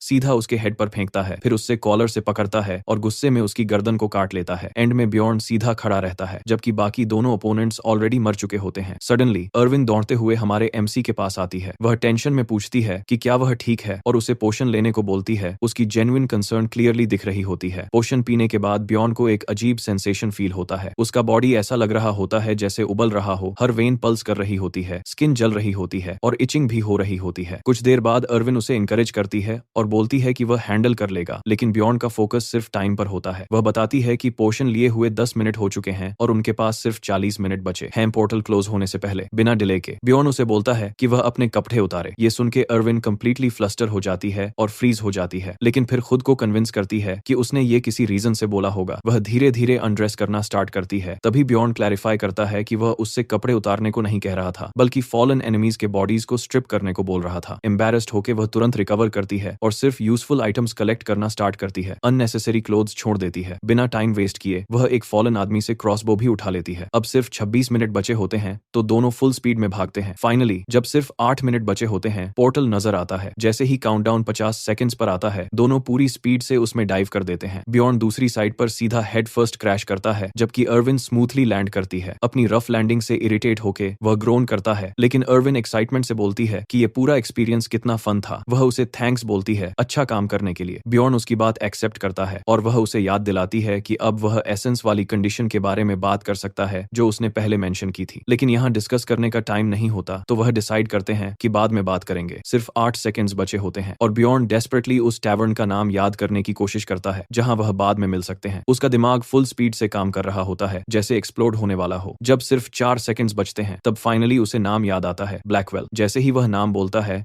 लैबिरिंथ सील हो जाता है। एक नोटिफिकेशन आता है जो कंफर्म करता है कि वह रेफ्टोनिया में ट्रांसपोर्ट हो गया है, मतलब वह फाइनली सिटी वापस आ गया है। हमारा बॉय वापस आ चुका है और लगता है बाकी लोग भी बाहर निकल आए हैं। उसने एक्सपेक्ट नहीं किया था कि इतने लोग रिटर्न करेंगे। चाहे कोई कितना भी टाइम लैबिरिंथ में स्पेंड करे, बाहर आते ही हमेशा नेक्स्ट डे एग्जैक्टली नून होता है, जिससे सबको अपनी इंटरनल क्लॉक रीसेट करनी पड़ती है। तभी एक बारबेरियन उसे बुलाता है। ब्यॉर्न उसे पहचान लेता है, वह कैरिक होता है। दोनों ग्रीट करते हैं और थोड़ी देर बाद चेनिक भी आ जाता है। कुछ ही पल में और बारबेरियंस भी वहां जमा हो जाते हैं और ब्यॉर्न का रिएक्शन वही होता है जो किसी का भी होता। ये सब बारबेरियंस अचानक कहां से आ गए? जब उसे लैबिरिंथ में जरूरत थी तब एक भी नहीं था। थोड़ी देर बाद ग्रुप स्टोर की तरफ मूव करता है ताकि अपने कलेक्टेड क्रिस्टल्स काउंट कर सके और बेट लगाता है कि किसने सबसे ज्यादा कलेक्ट किए। नेचुरली वह ब्यॉर्न को भी ज्वाइन करने को बोलते हैं। काउंटिंग करने वाली वुमन अनाउंस करती है कि टोटल 41,498 क्रिस्टल्स हैं, जो सबको इंप्रेस कर देता है। फिर ब्यॉर्न की बारी आती है। वुमन फास्ट स्पीड में काउंट करना स्टार्ट करती है और ब्यॉर्न खुद भी इंप्रेस हो जाता है। जब वह फाइनल टोटल बताती है तो वह शॉकिंग 182,413 क्रिस्टल्स होते हैं। क्राउड एक्साइटमेंट में चीयर करता है, उसका नाम चैंट करता है और उसे अपने शोल्डर्स पर उठा लेता है। उसने एक नया रिकॉर्ड सेट कर दिया होता है। टाइम पास होता गया और ब्यॉर्न बाकी बारबेरियंस के साथ इधर उधर घूम रहा था। तभी उसकी नजर दूर एक फेमिलियर फिगर पर पड़ती है, हमारी फेवरेट एल्फ। वह वहां एक ग्रुप ऑफ एल्फ्स के साथ खड़ी थी, हैप्पीली बात कर रही थी। उसका चीयरफुल वाइब अलग ही चमक रहा था। ब्यॉर्न के अंदर हल्का सा जेलसी हिट करता है। ये क्या सीन है? वह इतने सारे लड़कों के बीच में क्यों है और इधर वह खुद बस ओवरली मस्क्यूलर आदमियों के ग्रुप में फंसा हुआ है। जब उसने ब्यॉर्न को देखा तो वह हल्का सा वेव करती है। ब्यॉर्न क्वाइटली सिग्नल करता है कि रात को मिलना। वह सिर हिलाकर कंफर्म कर देती है, लेकिन उस मोमेंट के खत्म होने से पहले ही उसके ग्रुप की एक और एल्फ लड़की उससे पूछती है कि क्या वह उस बारबेरियन को जानती है। अर्विन थोड़ी ऑकवर्ड हो जाती है और तुरंत मना कर देती है कि वह उसे नहीं जानती। उसी वक्त एक बड़ा सा बारबेरियन जो ये सब देख रहा था, ब्यॉर्न से पूछता है कि क्या वह उस एल्फ को देख रहा था। ब्यॉर्न कैजुअली मना कर देता है, लेकिन उस आदमी का एक्सप्रेशन डार्क हो जाता है। क्लियर हॉस्टिलिटी के साथ वह बोलता है कि दुनिया का ग्रेटेस्ट वॉरियर कभी भी उन कावर्ड पॉइंटी ईयर्ड लोगों के साथ फ्रेंडली नहीं हो सकता। ये सुन के एक एल्फ क्लियरली ऑफेंड हो जाता है। ब्यॉर्न तुरंत समझ जाता है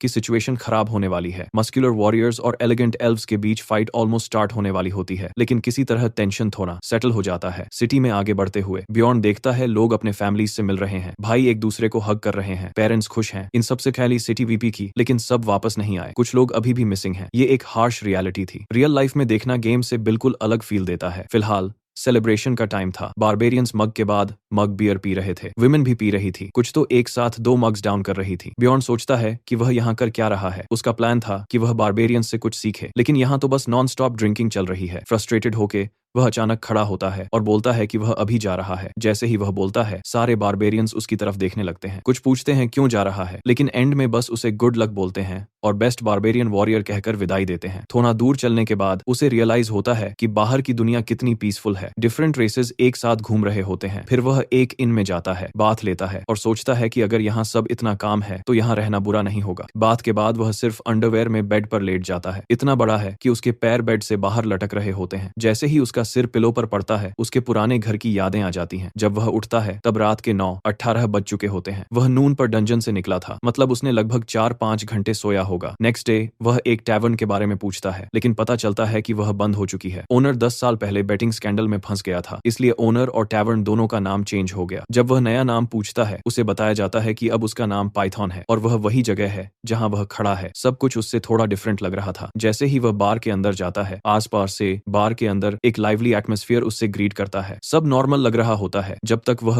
अर्विन को उससे बुलाते हुए नहीं देख लेता। वह एक ग्रम्पी एल्फ के साथ बैठी होती है। वह वुमन तुरंत बोलती है कि तो तुम ही वह बारबेरियन हो। ब्यॉन पोलाइटली करेक्ट करता है और बोलता है कि मेरा नाम ब्यॉन है, तुम कौन हो। वह अपना इंट्रोडक्शन देती है कि वह अर्विन की बड़ी बहन है, टेरेसिया। फिर वह अचानक खड़ी हो जाती है और पूछती है कि उसने एक यंग लड़की को इतनी रात को टैवर्न में क्यों बुलाया, और सबसे इंपॉर्टेंट, जब उसने खुद बुलाया तो वह आया क्यों नहीं। बिना हेजिटेट किए वह उसे शेमलेस बोल देती है। कंप्लीटली कंफ्यूज्ड ब्यॉन पूछता है कि वह क्या कह रही है। टेरेसिया इरिटेट होकर बोलती है कि इनोसेंट बनने की एक्टिंग बंद करे। थोड़ा पैनिक होकर ब्यॉन अर्विन से पूछता है कि डंजन से निकले कितना टाइम हो गया। वह कैजुअली बोलती है अराउंड 30 आवर्स। तब उसे रियलाइजेशन होता है वह 4-5 घंटे नहीं सोया था, वह सीधा 30 घंटे सोया था। अर्विन बस चुपचाप सब देख रही होती है। ब्यॉन तुरंत अपोलोजाइज करता है और बोलता है कि वह पूरा टाइम सो रहा था। टेरेसिया शॉक हो जाती है, उसने कभी किसी बारबेरियन को सॉरी बोलते नहीं देखा था। वह एडमिट करती है कि उसे उससे ज्यादा एक्सपेक्टेशंस नहीं थी, क्योंकि वह खुद 7 साल से किसी से अपोलोजाइज नहीं की है। फिर भी वह पूछती है कि उसका अर्विन के साथ काम क्या है। ब्यॉन सीधा बोलता है कि वह उसे बताने के लिए ऑब्लिगेटेड नहीं है। ये सुन के वह और गुस्सा हो जाती है और दोनों सबके सामने आर्ग्यू करने लगते हैं। अचानक टेरेसिया एक बैग टेबल पर रख देती है और बोलती है कि इसमें 350 शून्य क्रिस्टल्स हैं जो एसेंस के लिए कॉम्पेंसेशन है। वह उसे देखती है और पूछती है कि वह पैसे क्यों नहीं ले रहा। उसे लगता है कि वह कुछ छुपा रहा है। ब्यॉन उसकी बात इग्नोर करके सीधा पूछता है कि क्या अर्विन अपनी बहन से अग्री करती है। फिर वह अपना प्लान बताता है कि वह चाहता है अर्विन उसके साथ रहे जब तक उसे अपना एसेंस नहीं मिल जाता। ये सुन के अर्विन शॉक हो जाती है। वह उसे कन्विंस करने के लिए बोलता है कि इस बार लूट 50-50 स्प्लिट होगा। ये सुन के वह खुश हो जाती है, लेकिन तुरंत उसका मूड डाउन हो जाता है। वह थोड़ी सॉरी फील करते हुए बोलती है कि वह ऑलरेडी अपनी बहन के ग्रुप ज्वाइन कर चुकी है। टेरेसिया फर्मली बोलती है कि वह अब कभी अर्विन को जाने नहीं देगी, पहले सिर्फ रिचुअल के वजह से अलाउ किया था। ब्यॉन ये सुन के अंदर से गुस्से में आ जाता है, लेकिन आर्ग्यू करने के बजाय वह बस बैग उसकी तरफ धकेल देती है और बोलती है कि अगर समझ गया है तो क्रिस्टल्स ले ले। ब्यॉन पॉइंट आउट करता है कि 350 शून्य क्रिस्टल्स करंट प्राइस का आधा ही है। वह कंफर्म करती है यीनी एसी, लेकिन ब्यॉन सेटिस्फाई नहीं होता। अगर ऐसा है तो 280 शून्य क्रिस्टल्स मिसिंग है, क्योंकि उनका डील 90-10 स्प्लिट का था। टेरेसिया हंसती है और बोलती है कि वह ये ऑलमोस्ट भूल गई थी। फिर लिटरली 280 शून्य क्रिस्टल्स और निकाल कर टेबल पर रख देती है। अब ब्यॉन को फुली समझ आ गया था कि बारबेरियंस और एल्व्स एक दूसरे से इतना हेट क्यों करते हैं। सेटिस्फाइड होकर उसने बोला कि अब वह जा सकती है, क्योंकि उसे अर्विन से प्राइवेट बात करनी है। उसकी सिस्टर थोड़ी कंफ्यूज लगा,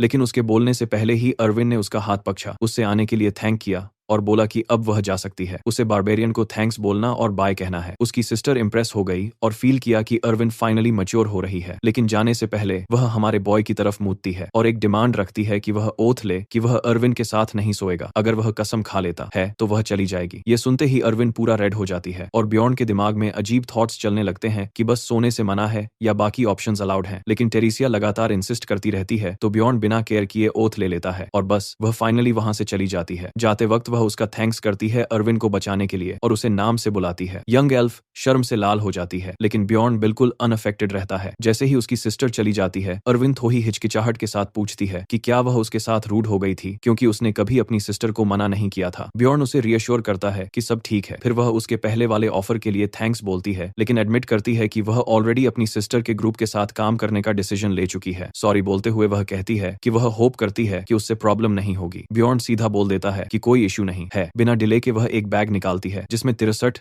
शून्य क्रिस्टल्स होते हैं और बताती है कि ये क्रॉसबो वाले और रेडहेड के लूट का पार्ट है जिसमें से वह अपना शेयर ऑलरेडी ले चुकी है। वह ये भी बोलती है कि उसने 2 बैकपैक्स अपने घर पर रखे हैं और सजेस्ट करती है कि वह कल आके चेक कर ले। तब बियॉन को रियलाइज होता है कि बिना बोले ही वह हमेशा उसकी नीड्स समझ लेती है। ऐसा कंपेनियन खोना सच में अनलकी होता। अचानक वह पूछती है कि वह उसे कैसे रीपे करे। वह सीरियस होती है उसकी हेल्प का बदला देने के लिए। अब उसकी सिस्टर की टेंशन भी समझ आ रही थी। बियॉन थोड़ा सोचता है लेकिन कुछ आइडिया नहीं आता तो कैजुअली पूछ लेता है कि क्या वह कुछ खाना चाहती है। वह मना करती है कि उसे भूख नहीं है तो वह बोलता है कि ठीक है मैं खुद के लिए ऑर्डर कर लेता हूँ। पता नहीं क्यों वह ब्लश करती है और एक आइडिया सोच लेती है। वह डिसाइड करती है कि वह अपना फर्स्ट पोस्ट डंजन ड्रिंक उसके साथ शेयर करेगी। ये एक इंपॉर्टेंट एल्वन ट्रेडिशन होता है। वह अस्यूम करती है कि ऑब्वियसली ये उसका पहला पोस्ट डंजन ड्रिंक नहीं होगा, लेकिन बियॉन बीच में ही पूछ लेता है कि वह क्या बोल रही है क्योंकि ये उसका भी पहला ही टाइम है। ये सुन के वह शॉक हो जाती है कि वह मजाक नहीं कर रहा था और ये उसका पहला डंजन एक्सपीरियंस भी था। जब फूड आता है अर्विन उसकी तारीफ करती है कि उसने डंजन में कितना अच्छा परफॉर्म किया और वह भी उसकी तारीफ कर देता है। दोनों अपने ड्रिंक्स रेज करके टोस्ट करते हैं और धीरे धीरे बात रैंडम टॉपिक्स पर चली जाती है जैसे कि वह स्कर्ट पहनी हुई है और वह टी शर्ट में है। बियॉन एक के बाद एक मग्स पीता रहता है और उसे इंप्रेस करता है। फिर अचानक वह बोलता है कि उसने एक तरीका सोच लिया है जिससे वह उसे रिपे कर सकती है। वह क्यूरियस हो जाती है और थोड़ा एटीट्यूड के साथ पूछती है क्या, लेकिन डायरेक्टली जवाब देने के बजाय वह बोलता है कि उन्हें कहीं और जाना होगा वरना गार्ड आ जाएगा। वह ब्लश करती है और थोड़ा मिस्चीवस टोन में पूछती है कि क्या वह उसके रूम में कर सकते हैं। कुछ देर बाद बियॉन पूरा पसीने में भीगा हुआ होता है और सांस फूल रही होती है। वह भी हैवी ब्रीदिंग कर रही होती है। आंखों में आंसू आ जाते हैं और बोलती है कि वह और नहीं सह सकती। उसे लगा था ये बारबेरियन कोई स्काउंड्रल होगा, लेकिन रियलिटी में हमारा बॉय बस उसे कायरोप्रैक्टिक सेशन दे रहा था क्योंकि वह अपनी स्ट्रेंथ प्रॉपर्ली कंट्रोल नहीं कर पा रहा था। उसने ऑलमोस्ट उसका हाथ सॉकेट से निकाल दिया था। वह रो पड़ती है और बोलती है कि वह और नहीं सह सकती। जब सब खत्म होता है वह सोचती है कि वह उसका हाथ तोड़ने के कितना करीब था। एक्चुअली वह बस उसकी फ्लेक्सिबिलिटी टेस्ट कर रहा था। गुस्से में वह पूछती है कि क्या वह उसे यहाँ सिर्फ फ्लेक्सिबिलिटी चेक करने के लिए लाया था। बियॉन बिना रिग्रेट के बोलता है हाँ, क्योंकि सिटी के अंदर एबिलिटीज यूज करना अलाउड नहीं है। डिसअपॉइंटेड होकर वह साई करती है और बियॉन गेम के स्टैट्स और थियरीज के बारे में बोलते बोलते खुद ही लॉस्ट हो जाता है। थोड़ी देर बाद वह उसे रियलिटी में वापस लाती है और कंप्लेन करती है कि उसे नींद आ रही है और एक्सपेक्टेड ही था। दोनों साथ में सो जाते हैं लेकिन बस सोते हैं। नेक्स्ट डे बियॉन अर्विन को डंजन से लाए हुए आइटम्स दिखाता है। वह पूछती है कि क्या वह सब बेचने वाला है क्योंकि उसे लेदर आर्मर और बेल्ट चाहिए। बियॉन अलाउ कर देता है और बोलता है कि उसका कॉस्ट उसके शेयर से कट हो जाएगा। उसके बाद दोनों सिटी के अलग अलग शॉप्स में जाके आइटम्स सेल करते हैं। बियॉन टोटल 1.4 मिलियन क्रिस्टल्स कमा लेता है जबकि अर्विन शॉक हो जाती है कि उसने भी 50 शून्य कमा लिए। बियॉन बोलता है कि जब उसने गेम स्टार्ट किया था तब उसने इतना कभी अर्न नहीं किया था। फिर वह पार्ट वेज की बात करता है जो अर्विन को थोड़ा सैड कर देता है। वह रिक्वेस्ट करती है कि कम से कम वह उसे सेंट्रल स्क्वायर तक अकंपनी करे। जब वह स्क्वायर पहुंचते हैं वहां एक क्राउड जमा होता है। क्यूरियस होकर अर्विन पूछती है क्या हो रहा है। बियॉन एक सोल्जर को देखकर समझाता है कि एग्जीक्यूशन होने वाला है। एक आदमी को बांधकर गियोटिन पर रखा गया होता है। वह बताता है कि इन लोगों ने कोई बड़ा क्राइम नहीं किया, बस टैक्स पे नहीं किया। इस सिटी पर एक विच का कर्स है और रिसोर्सेज सिर्फ लैब्रिंथ से मिलते हैं। जो लोग लैब्रिंथ में पार्टिसिपेट नहीं करते उन्हें मार दिया जाता है ताकि लोगों की संख्या कम हो। जैसे ही एग्जीक्यूशन होता है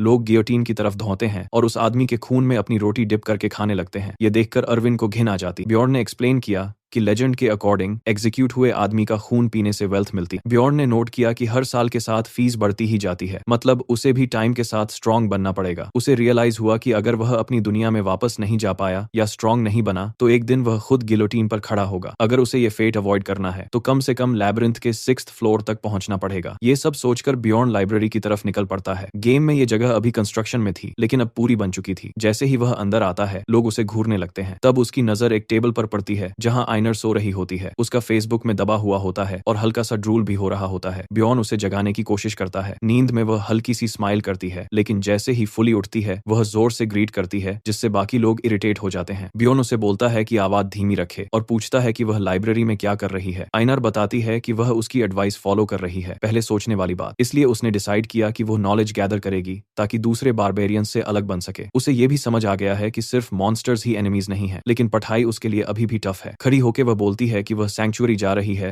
जहां एल्डर्स से पढ़ना लिखना सीखेगी। जाने से पहले वह याद दिलाती है कि उसने उसकी एडवाइस का फेवर रिटर्न करने का प्रॉमिस किया था। वह बोलती है कि अगर कभी हेल्प चाहिए हो तो ब्रेव बुल इन पर उसे मिल सकता है। बियॉन उसे थैंक करता है और सोचता है कि शायद जल्दी ही उसकी हेल्प की जरूरत पड़ेगी। लाइब्रेरी में बैठकर बियॉन सोचता है कि उसे कौन सी बुक चाहिए और कैसे मिलेगी। रूम स्कैन करते हुए उसे एक बंदा दिखता है जो टेबल पर सोया हुआ है। वह लाइब्रेरियन होती है। वह धीरे से उसके पास जाकर हल्की सी खांसी करता, जिससे वह उठ जाती है। वह आंखें खोलकर पूछती है कि उसे क्या चाहिए। बियॉन्ड बुक का नाम बोलने ही वाला होता है कि वह उसे रोक देती है। अपना हाथ हिलाकर वह एक स्पेल कास्ट करती है। बियॉन्ड थोड़ा टेंस हो जाता है कि क्या उसने उस पे मैजिक यूज किया, लेकिन कुछ चेंज फील नहीं होता। लाइब्रेरियन बस बोलती है कि वह चलकर देखे, उसे अपनी बुक मिल जाएगी, और फिर दोबारा सो जाती है। जब बियॉन्ड लाइब्रेरी में घूमता है, उसे समझ आता है कि स्पेल कैसे काम करता है। जो बुक्स उसके थॉट्स से रिलेटेड होती हैं, वह शेल्फ्स पर ग्लो करने लगती हैं। क्यूरियस होकर वह एक बुक उठाता है और पढ़ना स्टार्ट करता है। बुक के अकॉर्डिंग इस लैंड में विच के कर्स की वजह से कोई नॉर्मली सर्वाइव नहीं कर सकता। लास्ट फोर्ट्रेस रैफ्डोनिया ने एक बड़े डिजास्टर को रोका था। अभी नाइनीन और रॉयल फैमिली ने एक ऑल्टरनेट डायमेंशन का पाथ बनाया ताकि लोग भूख से ना मरे। इसी पाथ को लैब्रिंथ कहा जाता है। ये स्टोरी गेम के स्टार्टिंग जैसी ही लगती है। दूसरी बुक में लिखा होता है कि मैजिक क्रिस्टल्स को ब्रेड और वाटर में कन्वर्ट किया जा सकता है। तीसरी बुक एल्व्स और बारबेरियंस के वॉर के बारे में बताती है, लेकिन चौथी बुक ने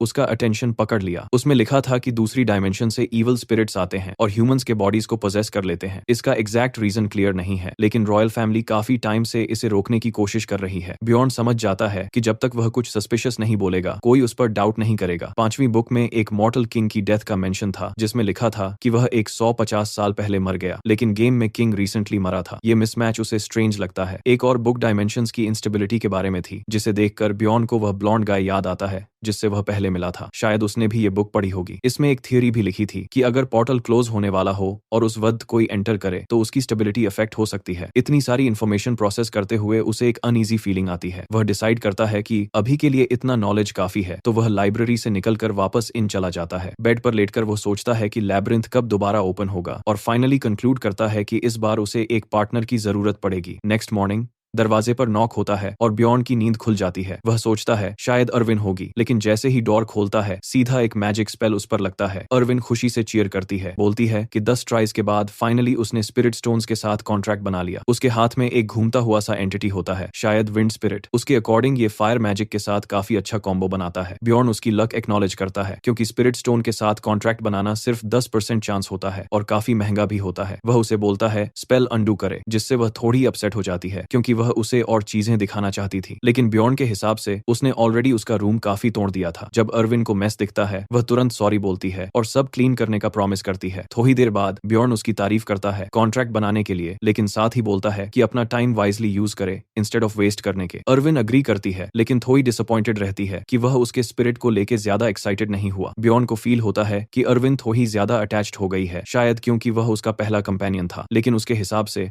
वह बस उसे फ्रेंड ही समझती है। वह उसे बोलता है कि वह अभी सिटी में ही रहेगा और अगर कभी जरूरत हो तो उसे मिल सकती है। ये सुन के अर्विन ब्लश करती है और स्माइल करती है। लगता है उसने कुछ और ही समझ लिया। बाद में बियॉन्ड एक इन की तरफ जाता है जहां बारबेरियंस रहते हैं। जैसे ही वह अंदर जाता है, एक बारबेरियन उसे तुरंत पहचान लेता है। अंदर ऑलरेडी इतना शोर होता है कि वह ओवरवेल्म हो जाता है। एक बारबेरियन उसके पास आता है और पूछता है कि क्या वह रात यहीं रुकेगा। बोलता है सिर्फ 300 क्रिस्टल्स पर नाइट लगते हैं, शायद इसलिए क्योंकि वह लोग लिटरली एक दूसरे के ऊपर सो जाते हैं। बियॉन्ड मना कर देता है और बोलता है कि वह सिर्फ आइनर से मिलने आया है। वह अपनी बात फिनिश भी नहीं करता कि आइनर हॉलवे में आ जाती है। उसे देखते ही वह पूछती है कि वह यहाँ क्यों आया है। बियॉन्ड एक फेवर मांगता है। वह चाहता है कि वह उसके साथ स्पार करे। लॉजिक से वह ट्रेनिंग ग्राउंड जा सकता था जहां ऑलरेडी बारबेरियंस प्रैक्टिस करते हैं, लेकिन वह स्पेसिफिकली उसके साथ ट्रेन करना चाहता था। आइनर उसका डेट चुकाना चाहती थी, तो वह अग्री कर देती है और बोलती है कभी भी फाइट करेगी। बियॉन्ड तुरंत बोलता है कि अभी फाइट करते हैं। दोनों रेडी हो जाते हैं और जैसे ही मैच स्टार्ट होता है, बियॉन्ड सीधा उसकी तरफ चार्ज करता है। हारना नहीं चाहता, लेकिन आइनर कामली अपनी सोर्ड उठाती है और एक ही स्ट्राइक में उसे डिफीट कर देती है। वह नीचे देखकर पूछती है कि क्या वह ठीक है, लेकिन बियॉन्ड बिना अफेक्टेड हुए बोलता है कि एक और मैच करे। वह जानता था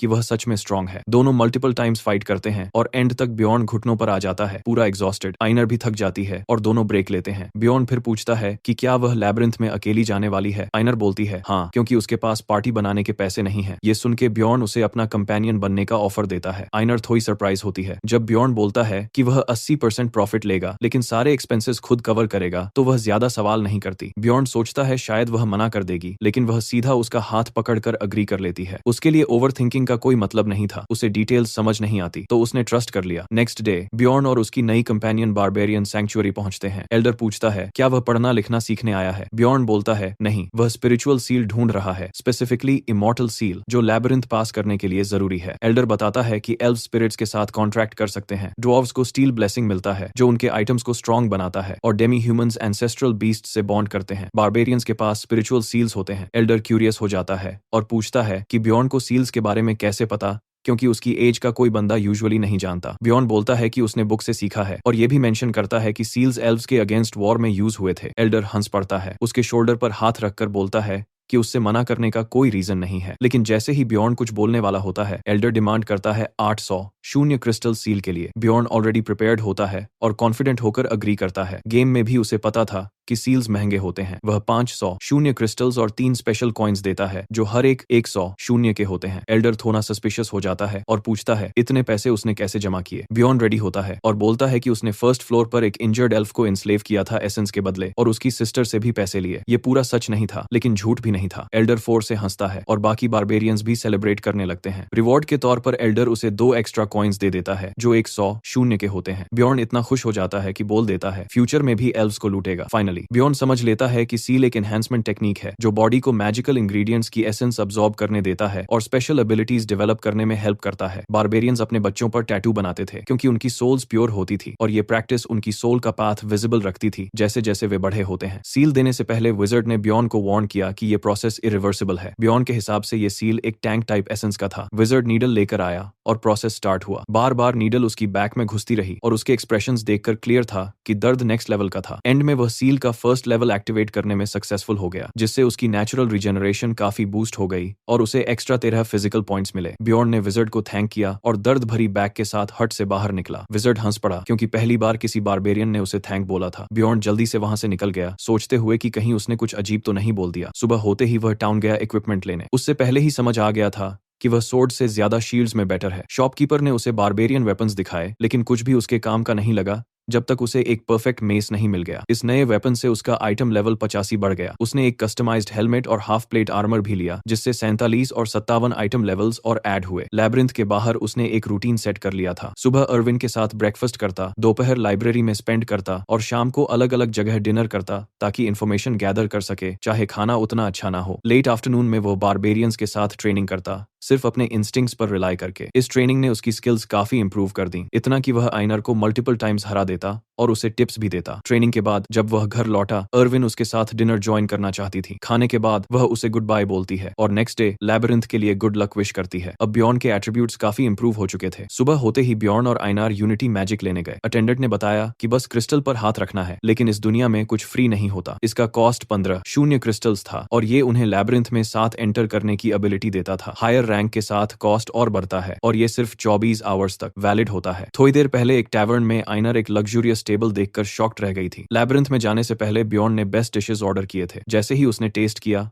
वह इमोशनल हो गई, ऑलमोस्ट आंसुओं तक पहुंच गई क्योंकि खाना इतना डिलिशियस था। इस मील ने उसके अंदर एक्साइटमेंट और डिटर्मिनेशन भर दिया। पोर्टल ओपन होने से कुछ मिनट्स पहले दोनों ऑलरेडी वहां वेट कर रहे थे। ब्यॉर्न आसपास की लाउड बातें सुन रहा था और उसने देखा कुछ यंग बारबेरियंस जो अभी coming of age ceremony complete करके पोर्टल एंटर करने वाले थे। आइनर उन्हें देखकर नॉस्टैल्जिक फील कर रही थी, जैसे काफी टाइम हो गया हो उसे पोर्टल में जाए हुए। फाइनली पोर्टल ओपन होता है, लेकिन एंटर करने से पहले ब्यॉर्न आइनार को रुकने को बोलता है। वह एक थियरी टेस्ट करना चाहता था। आइनार बिना सवाल किए मान जाती है, लेकिन जैसे जैसे पोर्टल बंद होने का टाइम आता है पैनिक बिल्ड होने लगता है। ब्यॉर्न पोर्टल के साइज को ऑब्जर्व करता रहता है जब तक लोग चिल्लाने नहीं लगते कि वह बंद होने वाला है। लास्ट मोमेंट पर दोनों फुल स्पीड से उसकी तरफ दौड़ते हैं और अंदर एंटर करते हैं। अंधेरे रीजन में जाते ही ब्यॉर्न अपना प्लान फॉलो करता है और टॉर्च जला देता है। आइनर तुरंत एक चीज नोटिस करती है, एक मॉन्यूमेंट। बिल्कुल ब्यॉर्न के एक्सपेक्टेशन के मुताबिक ये मॉन्यूमेंट उन्हें डायरेक्ट सेकंड फ्लोर ले जा सकता था। जैसे ही वह उसे टच करता है उसमें से लाइट निकलती है और एक नया पोर्टल अपीयर हो जाता है। आइनर अभी भी कंफ्यूज्ड होती है कि क्या हो रहा है। जब ब्यॉर्न रेडी हो जाता है नेक्स्ट पोर्टल एंटर करने के लिए, इस फर्स्ट पोर्टल को ओपन करने के लिए उसे 2 एक्सपीरियंस पॉइंट्स मिलते मिलते हैं जिससे उसका लेवल बढ़ता है और उसकी एसेंस कैपेसिटी भी इंक्रीज होती है। आइनर क्यूरियस होकर पूछती है कि वह कैसे सीधा नेक्स्ट लेवल पर आ गए। बियॉन कैजुअली बोलता है कि उसने ये सब एक बुक में पढ़ा था। अगर ऐसा है तो लगता है वह लोग लैंड ऑफ द डेड में एंटर हो चुके हैं। बियॉन एनार की तरफ मुड़कर पूछता है कि क्या उसे कुछ अजीब फील हो रहा है। वह बोलती है कि हाँ, जैसे कुछ उसके बॉडी के अंदर फिल हो रहा हो। समझने की कोशिश करते हुए वह बोलती है कि शायद उसके स्पिरिट का स्टेटस एडजस्ट हो रहा है। बियॉन तुरंत कनेक्ट करता है, ये बिल्कुल गेम के लेवलिंग सिस्टम जैसा है। जैसे लेवल अप होने पर स्टैट्स बढ़ते हैं, वैसे ही उसका सोल पावर या एमपी भी इंक्रीज हुआ है। ये स्पेशल एबिलिटीज यूज करने के लिए इंपॉर्टेंट है और ये भी डिसाइड करता है कि वह कितनी एसेंस अब्सॉर्ब कर सकता है। एनर को ये थोड़ा वियर्ड लगता है कि बिना किसी मॉन्स्टर को मारे उसका लेवल कैसे बढ़ गया। रियलिटी ये थी कि नॉर्मली अनडेड मॉन्स्टर्स से बहुत कम एक्सपीरियंस मिलता है, लेकिन अगर कोई सबसे पहले पोर्टल ओपन करे तो उसे डायरेक्ट EXP मिल जाता है। ये एक इजी लेवलिंग ट्रिक था और ऑब्वियसली बियॉन इस सीक्रेट को शेयर नहीं करना चाहता था। उसने आइनार को वार्न भी किया कि किसी को मत बताना कि वह इतनी जल्दी सेकंड लेवल पर पहुंच गए हैं। एक्सपीरियंस्ड एक्सप्लोरर्स अगर देख लेंगे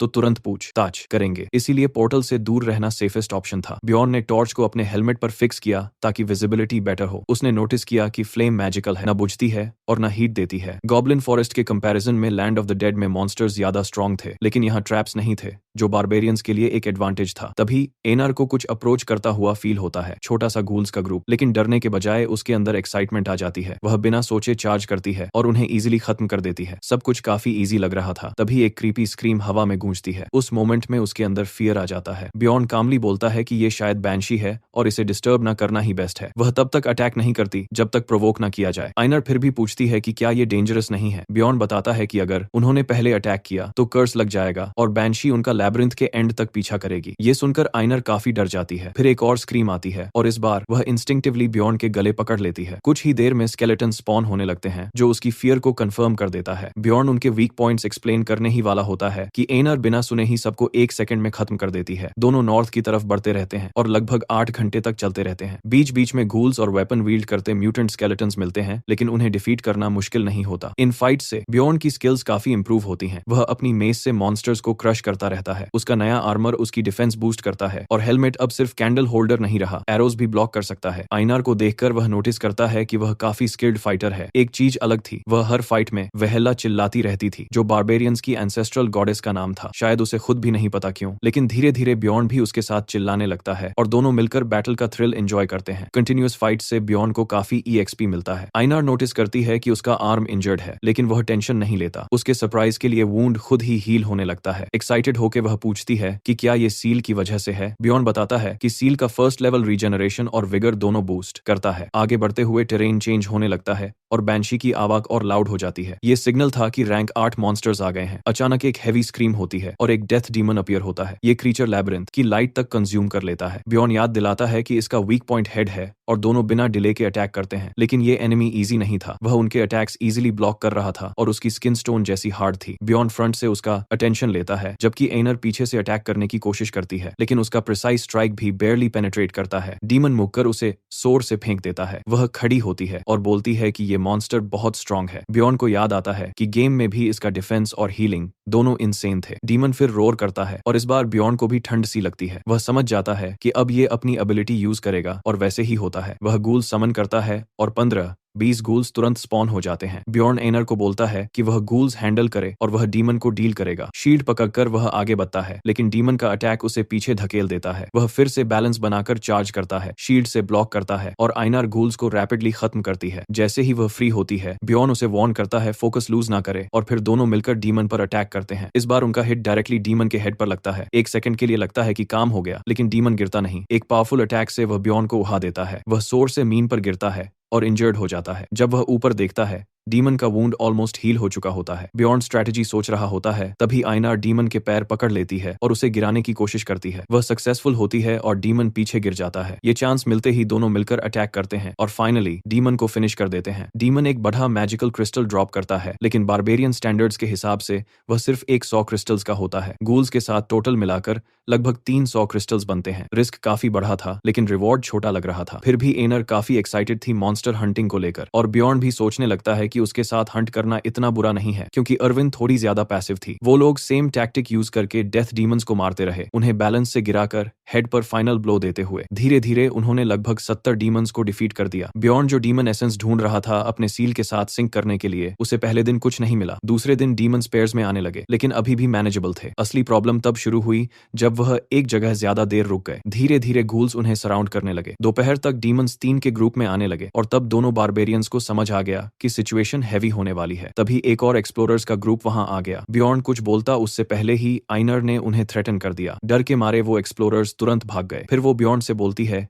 कि उन्हें कैंप दूसरी जगह लगाना चाहिए क्योंकि ह्यूमंस ने उनकी लोकेशन देख ली है और उन पर ट्रस्ट नहीं किया जा सकता। आगे बढ़ते हुए बियॉन्ड सोचता है कि शायद उसका ह्यूमंस के साथ कोई बुरा पास्ट रहा होगा। जब वो लोग कैंप स्पॉट ढूंढ रहे होते हैं तब उन्हें किसी की मदद के लिए चीखने की आवाज सुनाई देती है। केयरफुली आगे बढ़ते हुए वो देखते हैं कि कई एडवेंचरर्स की डेड बॉडीज पड़ी हैं। सबके बॉडी पर पॉइजन के साइंस होते हैं। दोनों एक सेकंड के लिए फ्रीज हो जाते हैं। तभी उनके सामने एक प्लंडरर अपीयर होती है जो काफी शक्तिशाली लग रही थी। नॉर्मल एक्सप्लोरर्स मॉन्स्टर्स हंट करते हैं, लेकिन प्लंडरर्स दूसरे एडवेंचरर्स को मारकर पैसा कमाते हैं। ये काम डेथ पेनल्टी के अंडर आता है, लेकिन बियॉन्ड जानता था कि अगर यहाँ सब लोग मर जाएं तो बाहर किसी को कुछ पता नहीं चलेगा। प्लंडरर स्मर्क करके पूछती है कि क्या उनका पहली बार किसी ऐसे इंसान से सामना हुआ है। बियॉन्ड चुप रहता है और उसे एनालाइज करता है। उसकी स्टैंस देखकर क्लियर था कि वह काफी स्किल्ड है, इतनी कि बियॉन्ड ने उसके बारे में कभी सुना भी नहीं था। उधर आइनर ऑलरेडी अलर्ट हो जाती है और अपनी सोर्ड पकड़ने लगती है। वह धीरे से बोलती है कि ये अपोनेंट काफी स्ट्रांग लग रही है। फॉलन बॉडीज देखकर क्लियर था कि सब पॉइजन से मरे थे, कोई एक्सटर्नल इंजरी नहीं थी। बियॉन्ड उस प्लंडरर से पूछता है कि क्या ये लोग उसके कंपेनियंस थे। वह कैजुअली पीछे मुड़कर बोलती है हाँ, और बिना रिमोर्स के उनका सामान कलेक्ट करने लगती है। एनआर अनश्योर होकर पूछती है कि क्या उन्हें फाइट करना चाहिए, लेकिन बियॉन्ड उसकी स्ट्रेंथ जज करके तुरंत डिसाइड करता है कि भागना बेस्ट ऑप्शन है। रिएक्शन देने से पहले ही दोनों फुल स्पीड से भागने लगते हैं। भागते हुए बियॉन्ड अपने पहले लगाए हुए मार्कर्स देखने लगता है जो उसने फर्स्ट फ्लोर का रास्ता याद रखने के लिए बनाए थे, लेकिन ज्यादा दूर जाने से पहले ही वह 4 ह्यूमन एक्सप्लोरर्स के ग्रुप से टकरा जाते हैं। दोनों तुरंत रुक जाते हैं। आइनर फाइट के लिए रेडी हो जाती है, लेकिन बियॉन्ड जल्दी से बोलता है कि वो भाग रहे हैं और उन्हें हेल्प चाहिए। अपनी वॉरियर ऑनर की कसम खाकर वो बोलता है कि वह झूठ नहीं बोल रहा। ग्रुप उनकी बात मान लेता है और उनका लीडर एक ऑफर देता है कि अगर वो प्लंडरर को हरा दें तो रिवॉर्ड उन्हें मिलेगा। वह उन्हें पास बुलाता है और अपनी नो मोबिलिटी यूज करने की बात करता है जो 3 मीटर रेडियस में सबको क्लोक कर सकती है जब तक वो मूव ना करें। बियॉन्ड और आइनर उस पर ट्रस्ट करके आगे बढ़ते हैं, लेकिन जैसे ही लीडर बोलना शुरू करता है एक अजीब मैजिक इफेक्ट उन पर लग जाता है और उनके बॉडीज फ्रीज हो जाते हैं। बियॉन्ड को तुरंत समझ आ जाता है कि ये ट्रैप है। एक्सप्लोरर्स स्मर्क करते हैं और बोलते हैं कि 2 बारबेरियंस सीधा उनके ट्रैप में आ गए। बियॉन्ड के बॉडी में पैरालिसिस स्प्रेड हो जाता है और उसे समझ आ जाता है कि ये प्लंडरर्स का सेटअप था। उसका दिमाग फास्ट काम करता है और वह एनालाइज करता है कि ये कौन सी मैजिक है। फिर उसे याद आता है कि ये स्टोन गोलम का इमोबिलाइजेशन स्पेल है जो सिर्फ तब ब्रेक होता है जब डैमेज मिले। जब प्लंडरर्स अपने प्रॉफिट के बारे में बात कर रहे होते हैं तब उनमें से एक आइनर का फेस पकड़कर बोलता है कि बारबेरियन का हार्ट काफी वैल्यूएबल होता है। दूसरा बियॉन्ड के पास आता है और नाइफ निकालकर बोलता है कि वह बच नहीं पाएगा। जैसे ही वह नाइफ उसके नेक की तरफ ले जाता है बियॉन्ड ऑलरेडी रेडी होता है। वह अपने बॉडी को ट्विस्ट करता है ताकि वुंड शैलो रहे, लेकिन दर्द इनफ होता है पैरालिसिस होने के लिए। अगला मोमेंट ही गेम चेंज कर देता है। वह तुरंत मूव करता है और अटैकर के फेस पर सोर का पंच मारता है। सब शॉक हो जाते हैं। बियॉन्ड हैवी ब्रीदिंग के साथ अपनी नेक से नाइफ निकालता है और साइड में फेंक देता है जो एनआर के पास गिरता है, लेकिन वह खुद काफी इंजर्ड होता है और खड़ा रहना मुश्किल हो जाता है। उसके लेग्स गिव अप कर देते हैं और वह घुटनों पर गिर जाता है। एनआर एक सेकंड भी वेस्ट नहीं करती। अपनी सोर्ड पकड़कर वह आगे बढ़ती है और एक एक करके सब प्लंडरर्स को काट देती है। एंड में सिर्फ लीडर बचता है जो अपने लोगों को मरते देख भाग जाता है। एनआर उसे इग्नोर करती है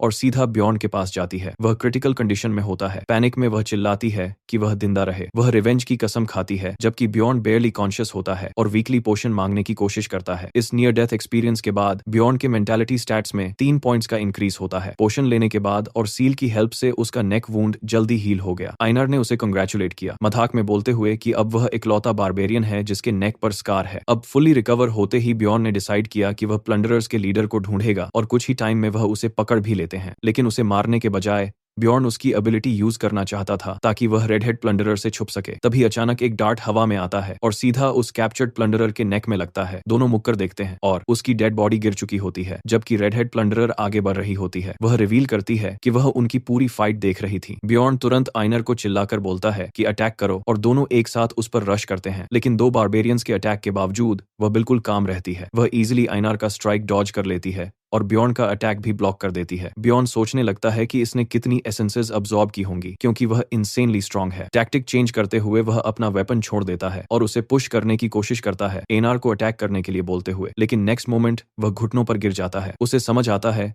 कि प्लंडरर ने डैगर से उसे स्टैब कर दिया है। एक स्केरी थॉट आता है, अगर वह ऑरा यूजर है तो उनके पास कोई चांस नहीं है। आइनर पीछे से सरप्राइज अटैक करती है, लेकिन प्लंडरर इतनी फास्ट रिएक्ट करती है कि आइनर डिफेंड भी नहीं कर पाती। वह पैरालाइजिंग पॉइजन यूज कर रही थी और दोनों बारबेरियंस इमोबिलाइज हो जाते हैं। बियॉन समझ जाता है कि वह उनके लेवल से काफी ऊपर है। जब वह डैगर उसके फेस पर पॉइंट करती है तब अनएक्सपेक्टेड ट्विस्ट आता है। वह डील ऑफर करती है, अगर बियॉन कसम खा ले कि उसने कभी उसे नहीं देखा तो वह उसे जिंदा छोड़ देगी। वह एक्सप्लेन करती है कि वह ओरिजिनली बारबेरियंस को मारना नहीं चाहती थी क्योंकि वह उनकी रेस की किरदार है। बियॉन को लगता है वह सच बोल रही है, लेकिन आइनर उसे वार्न करती है कि उस पर ट्रस्ट मत करे, वह सिर्फ खेल रही है। बियॉन पूछता है कि अगर वह मना करे तो क्या होगा। वह सीधा बोलती है कि वह उसे मार देगी। सिचुएशन देखकर बियॉन मजबूरी में ओथ ले लेता है। प्लंडरर उसकी बात से थोड़ी इंप्रेस्ड होती है और बोलती है कि वह दूसरे बारबेरियंस से डिफरेंट है। फिर वह उस पर कोई एनहांसमेंट जैसा इफेक्ट डाल देती है। अब आइनार की बारी आती है। शॉकिंगली वह मना कर देती है। प्लंडरर अपना डैगर उठाती है उसे खत्म करने के लिए। बियॉन पैनिक में आइनार को बोलता है कसम खा ले। आइनार बारबेरियन ऑनर की बात करती है, लेकिन बियॉन उसे याद दिलाता है कि उसने उस पर ट्रस्ट करने का प्रॉमिस किया था। फाइनली वह मान जाती है और ओथ ले लेती है। जाते जाते बियॉन पूछता है कि वह किस फ्लोर से आई थी। वह बोलती है 8th फ्लोर, मतलब वह दोनों सिर्फ उसकी मर्सी की वजह से हिंदा बचे थे। जैसे ही वह गायब होती है बियॉन अंदर ही अंदर वाव लेता है कि नेक्स्ट टाइम आउटकम अलग होगा। दोनों फर्स्ट फ्लोर पर वापस आते हैं और पोर्टल से बाहर निकलते ही आइनर जमीन पर गिर जाती है। बियॉन पूछता है क्या वह ठीक है और वह वीकली बोलती है कि अब वह वॉरियर नहीं रही। बियॉन सीधा बोलता है कि सिर्फ स्ट्रॉन्ग लोग सर्वाइव करते हैं और फ्यूचर में एक और चांस मिलेगा। आइनर धीरे धीरे ये एक्सेप्ट करती है और सोचती है कि एक दिन वह रिवेंज लेंगे। वह रेस्ट लेने के लिए रुकते हैं, लेकिन बियॉन थकने के बावजूद सो नहीं पाता। उसे इतना बुरा फील नहीं हो रहा था